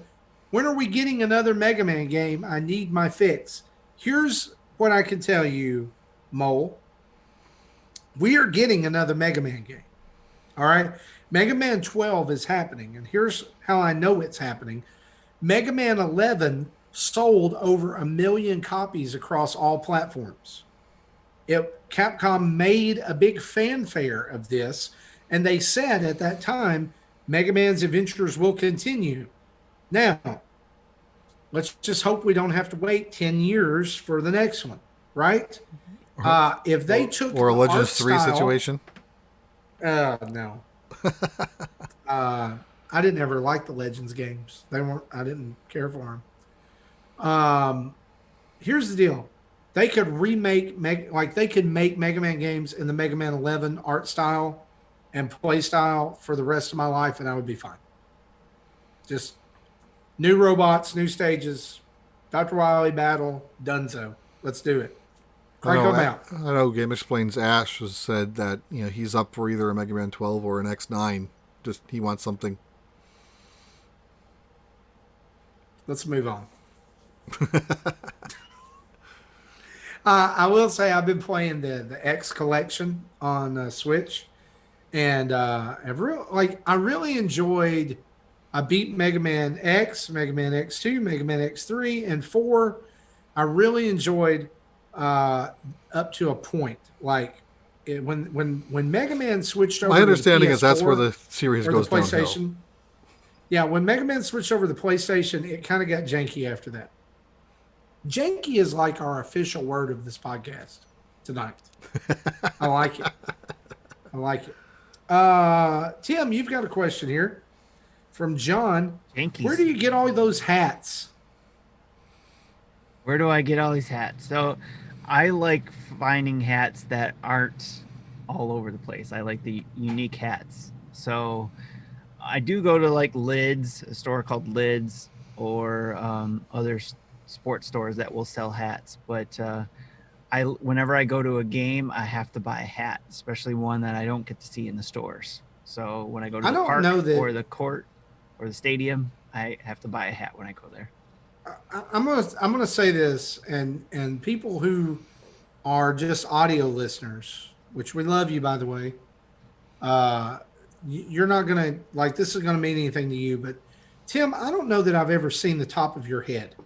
I don't have a top of my head. That's why I have to wear a hat. It's not rendered back there. It's not rendered. Yeah. It's like the Mario plush where they cut the hat off. He's just bald underneath. Yes. I'm not saying you're bald. Just saying I don't think I've ever seen you without a hat. Yep. I like wearing hats. At this point, it would be weird. It would be weird because I mean, if I take it off, it's all smushed up by my head. Well, it's all head hair now. There it is. I do have. I can't hear you at the moment, but I do have lots of He hair. does have a. He does have a. There is a. There is a part of his skull there. I can confirm. I said it was a lot of Tim head does hair. have Yeah. a full skull and Hat hair, yes. Yeah. But in the So video you go game to ones, Lids. I go to Lids, but the video game ones or other things, pop culture ones, I'll say, will be like Hot Topic, Spencer's, those type of places. That's where I'll go in, and if I see something that grabs, grabs. What do my they eye, normally I will cost? buy it. Around $25, unless it has a little bit more going on, like then it could be closer to 35. Stadiums, unfortunately, the hats are a lot more expensive because you're buying the hat at the stadium. It's because So, you're there, right? Yeah, it'd be around you're 35 in the to heat of the $45. moment. Yes. Yeah, it's the captive audience. They can gouge you, and no one can do anything Yeah. about it. But yeah, like this one, I went to a Pistons game and got this, and this was the day I went to the game was the first day they released the style hat, and they had uniforms that matched it and all that kind of stuff. So I was like, give me that. So I like wear a hat maybe for a collective week every year. So like I don't know that I can pull off a hat. Now a beanie, I can pull off a beanie. yes, Right? when it gets cold, I'll wear those more often too. I like a beanie when it gets cold, but like an actual hat with a brim or bill, Yeah, I haven't worn a hat in years. In fact, going back to a little bit of the SCA playing that my wife does, I've told her that I wouldn't mind having like a hood and cloak. Seriously for casual, mundane use. Yeah. I think this fall, let's bring cloaks back. Okay. Let's do that. Like not a cape, I'm but in. like an actual cloak. You I'm put in. it around yourself. You pin it, so it stays on. Yeah. I want an Aragorn Let's do cloak. it. That's what I want. I want an Aragorn. Why did people stop wearing cloaks? Every person who I've ever seen wearing a cloak, I've looked at and been like, that guy is BA. Because Let's just be honest. Like he's either a villain or he's got his life together. because like if it's a day that's a little chilly, say 45 degrees. I'm from Minnesota. That's a little chilly. That's not cold. Before you say That's anything, cold Marty. down here. That's cold. It's cold. So I'm going to put something on, but all I have is a winter jacket. I don't want to wear the jacket, so I'll normally just kind of just drape it over myself. So I've got these sleeves flopping around, but I kind of want that with no sleeves, and that's what I want. I like the visual you gave. I I think it's time to bring back the cloak. It's time. Let's do it. I agree. Like I want the cloak, but with the hood. That's why I said the Aragorn one from Lord of the Rings. So yeah, I like it. I'm looking up. Look, I'm on Google right now. I'm looking up cloaks. You How can did we buy get on these. cloaks, by the way? Where did that? How did you bring that up? $36. $36 on medievalcollectibles.com. And Tim, it's got a hood. Nice. Send me the link. I'm doing it right now. I'm going to buy one. Later on I'm this gonna year, buy a we're all cloak. going to have cloaks, and we're going to start with the episode with our hoods over, and you can't see but darkness. We are. and the We are cloaks. starting a brand new cult. Right? We're just the Nintendo Dad's cult. Nintendo really, all you- Dads. La, la, la, la, la. Wow. uh, slamming the wood board into our face. I don't know.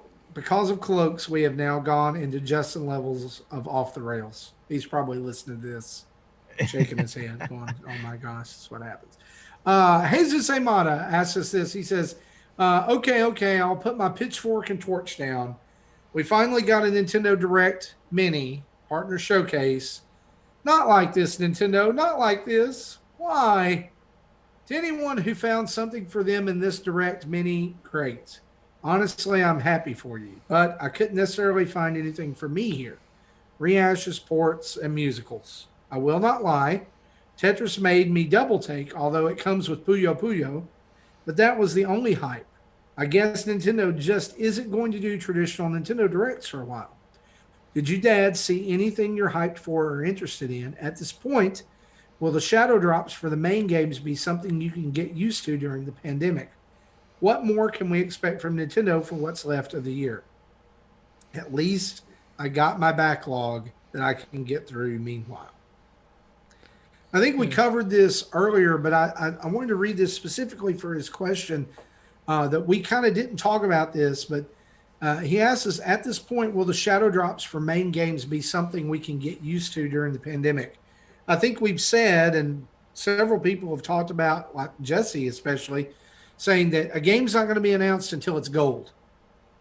So do we kind of jumping off of that question, do we expect to see that again the rest of the year? Like, are we going to get one more game? Or can we get used to this? Do you like it? I'd expect still a November game and maybe a December game.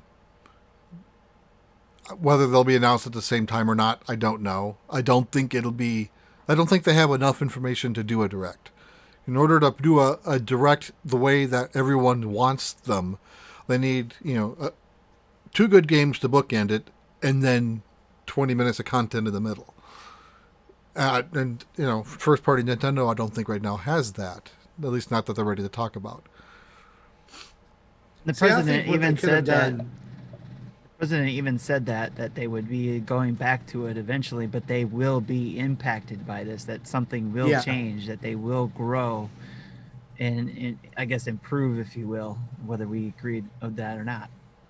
My thing is this, is if there is another first party announcement coming or two for the rest of the year, like Jesse said, I think they could have taken all of these partner showcases and scrunched them up in the middle and just done one big direct. And for a lot of people, that would be enough for 2020, right? Like it would be like, okay, we're still getting a couple first party things and look at all these third parties. I wouldn't be opposed to that. But I think it's probably just a matter of... Go ahead. No, what I was going to say was I think that the reason we have the partner showcases is because the mob was clamoring so much.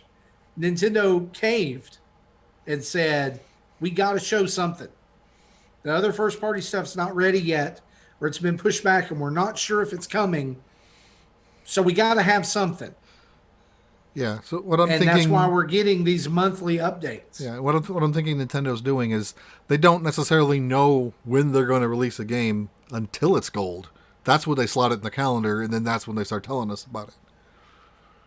I like that they because Nintendo is notorious for not doing crunch, and right. Yay, like the only company that doesn't, and they're and I'm as a developer, I'm glad to hear this.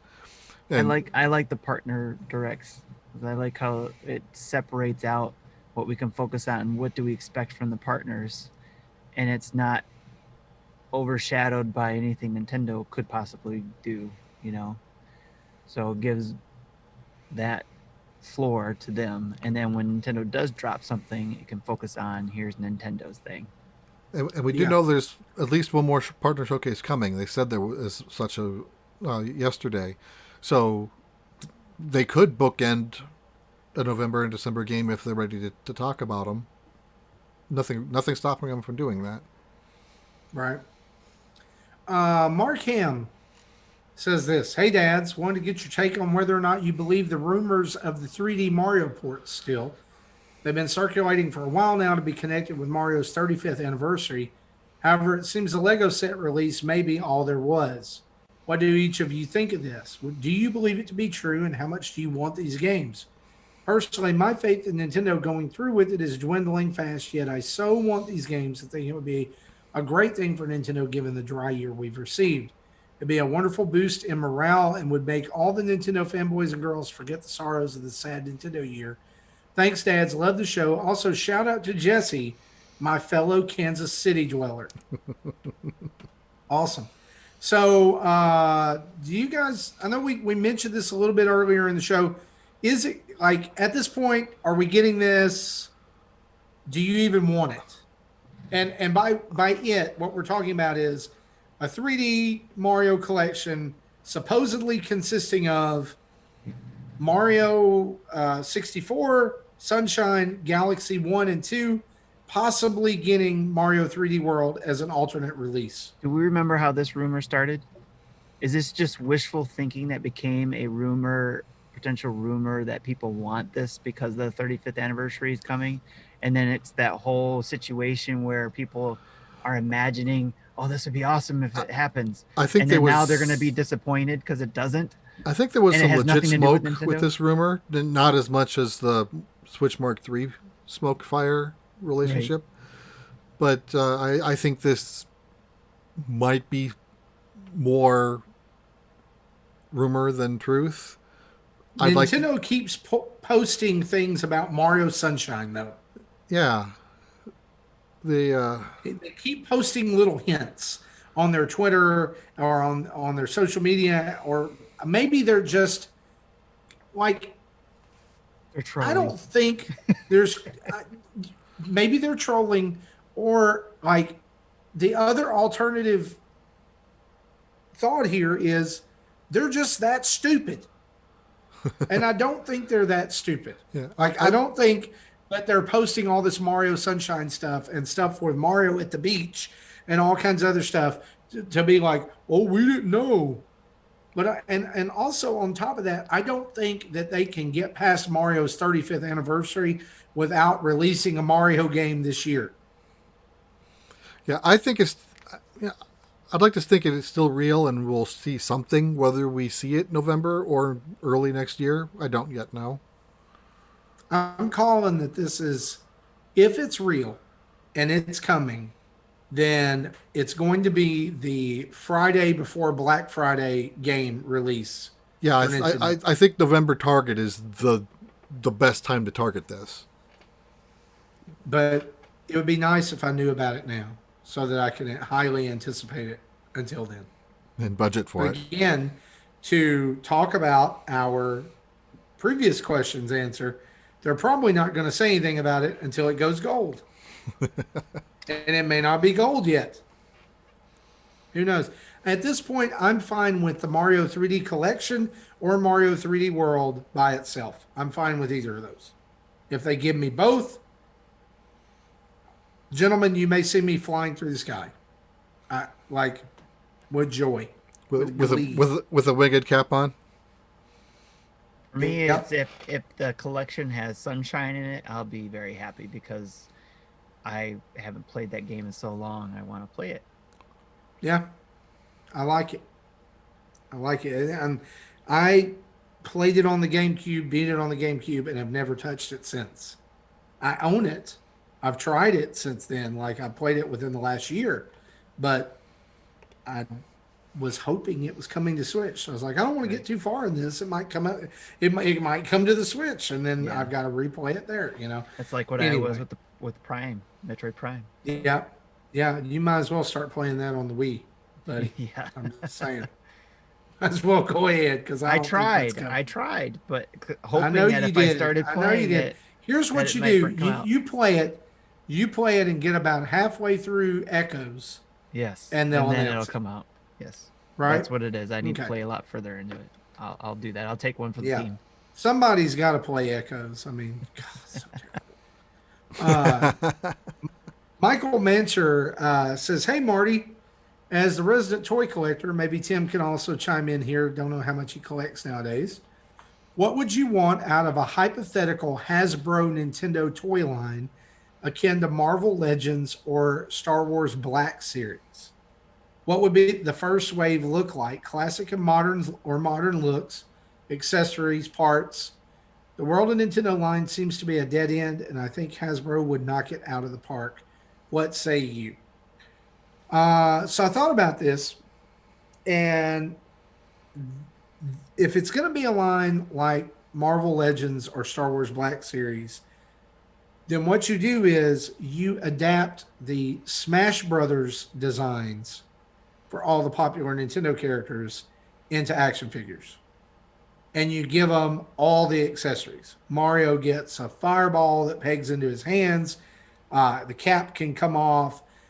Maybe you even add in like ears and the Tanuki tail that can peg in somewhere. And you just like you really focus in on the detail work of the clothing and things like that. Really, like Amiibo has, except they're posable. And I would think too that a lot of these need to come with some kind of display stand. And I think it would be a great idea to do a build a figure in each wave. And so you make that one of the big villains. So your first wave, you do Mario, Link, Samus, maybe do Kirby because it can be small and you can pack Kirby's box with accessories, right? You can have like the star and a cloud and a Waddle Dee and all kinds of stuff. But then the Build-A-Figure is Bowser for the first one, right? So you've got head, torso, arms, legs, tail, and shell that come with these figures. So you get about 5 or 6 for the first wave. You see how it does. And then from there, maybe the next Build-A-Figure could be Ganon. Or the next Build-A-Figure could be Ridley or something like that. But I definitely think I love this question because there between Amiibo and World of Nintendo, there's a huge gap that exists for collectors who really love Nintendo's IP, right? Who want like solid shelf displayable toys. I mean, like I'm looking up here at my shelf in my office and I have the PDP, light up Pixel Pals. Well, those aren't really posable. I mean, they're great display pieces. I have some Mega Man Funko Pops. They're not really posable. I have Amiibo. Well, they're definitely not posable.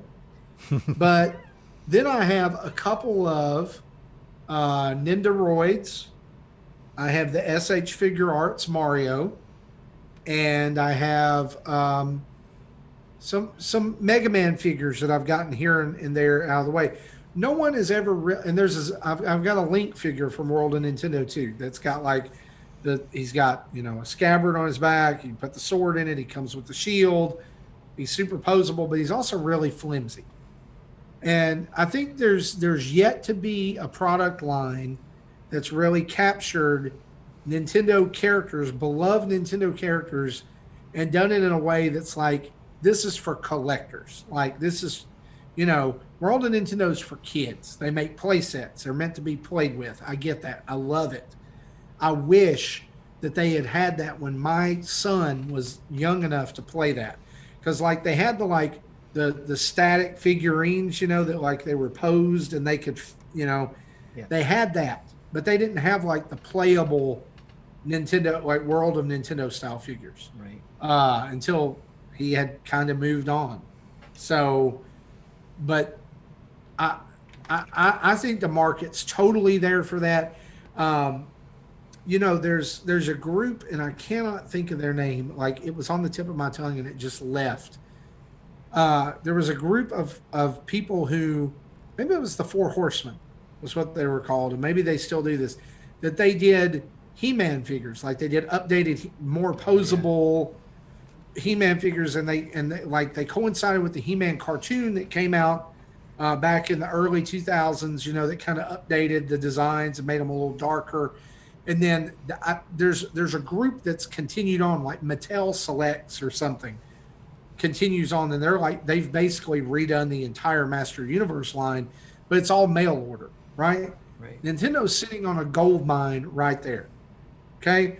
HasbroPulse.com, where you can buy exclusive Transformers and G.I. Joes and stuff. You can offer it all the way through there. The problem is that Jack Pacific has locked down the Nintendo IP until God knows when, right? And so they'd have to break contract and do all kinds of stuff. Uh, Guys, I don't know. Like, just talking about it makes me excited about it. Like, I would love to have this, I but could tell. like, I can talk. You're This you're these ready are to go there's a talk to few. Hasbro and Nintendo and build Yeah, up the there's a few strategy, right? things that I can talk about for long periods of time. Nintendo, Transformers, toys, Wrestling, bacon, wrestling. right? I mean, it is what it is. So, Marty, let me throw uh, this idea at you real yeah, quick. okay. So one of my favorite crossovers with toys, and this was in the early part of toys that I can think of, that was like that started this trend of crossover or combining things together. I'm thinking of the alternators, Oh, Transformers and yeah, cars, or yes, Transformers and say the Star Wars universe, how they had Star Wars characters yeah. that They did. They transformed. did ships that turned into Star Wars characters. So I was thinking it'd be kind of cool if they did like Nintendo things that transformed. I would love that. Mario turns into a mushroom. Right? The mushroom house. Yeah, Nintendo Formers or something. Oh, come on Nintendo now. Like Formers. We've seen Bowser, Stranger Bowser turns Things. into the clown car. Yes, yep. Come on. Like they had those like I'm Transformers in. fast food toys, didn't they? So Right, yeah. They did. So, And let me tell you, there in Japan, there is a set of Toy Story characters that are like it's Buzz and Woody and Slinky Dog and Rex and one other, I think, and they all transform and combine into one large robot. It's really cool. You need to go look it up. Toy Story Combiner. why don't we get cool stuff biz- like that? right, right. And they did a like Disney one too. Like they did a like Mickey Mouse and Goofy and Donald and a couple others. That yeah, it was really cool. It's like Voltron. Mickey Mouse was at the top after you transformed them all. It's That's pretty awesome. cool. That's awesome. But we can waste a lot of time here. So let's move on to the next question. Simple Monk asks, anyone picking up Windbound tomorrow? Hopefully one of the dads can do a first look. I know Justin is interested in Windbound, and so I do believe he is picking that up. So you should watch our YouTube channel. He will most likely do a video on it. I'm not interested in it personally. Tim, are you picking up Windbound? No. There's Jesse? no. too much on my that I want. Yeah. Like I'm snowed under with indies and Fortnite right now. Yeah. I love this question, y'all. I love the way it's worded. Love the Weird Al reference. Ebucel asks, I may be mocked online for this. Let me familiarize you with the nomenclature. Which job would you prefer to have? Nintendo gameplay counselor, Nintendo Q&A tester, or the uncle? Yeah, I wouldn't want to be the QA tester. I've No. I've done that role with business programs before, and it's not particularly fun. When my son was a kid, he said he wanted to be like as that type of like a tester, and I said with not all games are like Call of Duty. With your luck, you're going to get Barbie's Horse Adventure as your first game to play or something like that. Oh. Yeah. But Right? I'm kind of torn between the other two, the flight counselor or the uncle. I'm Be the uncle. going with play counselor. You'll be an the uncle? I'll be the uncle. Yep. I don't really think anybody has an uncle that works at Nintendo. And Justin then does. now the only picture that I have in my mind of my uncle who works at Nintendo is from that Devolver Direct that came out earlier this summer, and I don't want to be that guy. Nobody wants to be that guy, but hey, look, that would be kind of cool to be the insider, right? I always thought that the best job in the world was to sit around and play video games and tell other people how to get past different parts, right? Yeah. So the play counselor, that's right up my alley. I want to help people. There you go. Uh, one question from Twitter, and I think this is pretty quick. We can answer around the horn. Mecha Dragon asked, "Did any of you dads used to watch videos from Screw Attack, or go to the website, or have you heard of the channel?" I've heard of it, but heard of never it. really frequented it. I would watch it on occasion if someone recommended something very specific to me, but I wouldn't. That's not a channel I would have subscribed to and just see their entire feed and then pick and choose from that. Yeah, yeah, Didn't I watch it. remember it. I just don't know that I watched it. Let me. I think this is a good place right here to make a YouTube channel recommendation. I had not seen this channel until about a week ago, and now I'm obsessed with it. Is Terminal Montage. Have you guys seen these videos? No? Every one of them is called something about, and it's like something about Sonic the Hedgehog, something about Fortnite, something about Super Mario World, and they are absolutely hilarious. And I mean, I was crying the other night watching the Sonic the Hedgehog one. Fair warning, there's a lot of loud noises and screaming that goes on, but it's like he takes like an 8-minute video and encapsulates all of Super Mario World into one like 8-minute video. And it's just it's so, I don't know. It's just off the wall. And the one he just released one. I think this one just released is about Yoshi's story, and all the Yoshis have voices like Otto from Wally. So at the beginning when they're all around the tree and they're singing, it's like the robotic voice is wah ah. It's just stupid, and I guess that's why it's funny. But go check out Terminal Montage. You will thank me later if you have a weird sense of humor like me. Jesse, we have a voicemail. We do. Let's play it. Just the man I wanted to hear on the end of the line. This is Solo something, or Eston. I enjoy y'all show so much. The soundboard always makes me laugh. And since my email led to his contribution to the soundboard of the Ric Flair, woo! I thought I'd contribute a little bit more to the soundboard.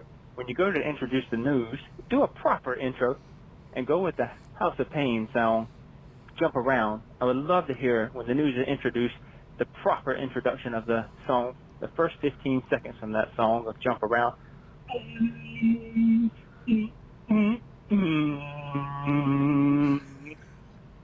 Be a righteous twist. Cheers, y'all. Love the show. Okay. So, first of all, we don't want to do 15-second bumpers anyway. But then second, if we did, every episode would be copyright struck. And we don't want to do that. Every episode. But I do have you can't get away from that. I do have 5-second clip. I'm hoping that's safe enough.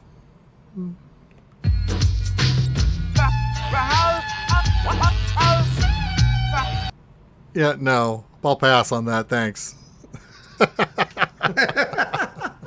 This may be one of my favorite voicemails of the time. Man, thanks for listening to the show, Solo Something. Appreciate you so much. And everybody who listens to the show. And listen, for you listening to this show, for listening to episode 294 of Nintendo Dads, we appreciate you guys so very much. Tim, Jesse, we are 6 episodes away from the big 300.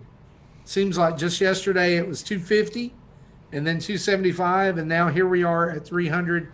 I don't know how we're going to celebrate. We'll figure something out. But and again, we didn't even know if we were going to get past 10 episodes when we started. So, and that was 5 years and 6. 2 missing hosts ago. Yeah, 6 years, almost 6 years. Right? I mean, now we're Nintendo Dads Network and a team, and we have other podcasts that are in the same orbit as us. It's crazy. If you'd have asked me 6 years ago, hey, Marty, do you think you'll be hosting a Nintendo podcast? I'd be like, I don't know. Wouldn't have guessed this one. But thank y'all for listening to the show. As we close out tonight, we want to say a big thanks to our Patreon producers.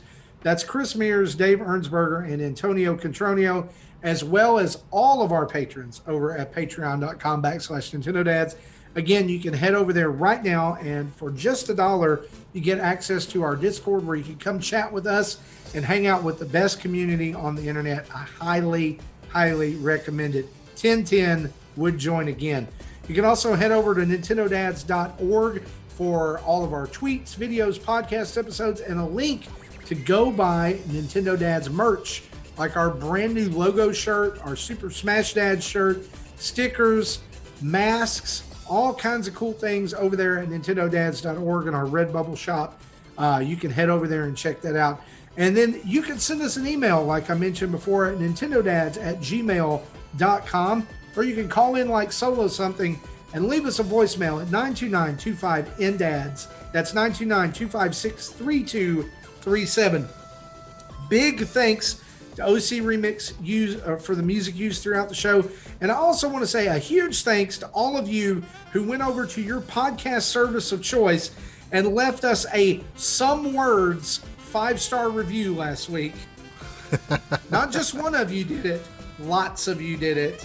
And I love it. It's fantastic. It is on brand with Nintendo Dads for that to be out there. But you can go, and we ask you, please go to your podcast app of choice, podcast service of choice. Give us a 5-star review. Give us a written review. It helps people find the show and get in on the goodness here at Nintendo Dads. This has been episode 294 for me, for Tim, for Jesse. Thanks for hanging out with us. We'll see you next week. Bye-bye. Take you later.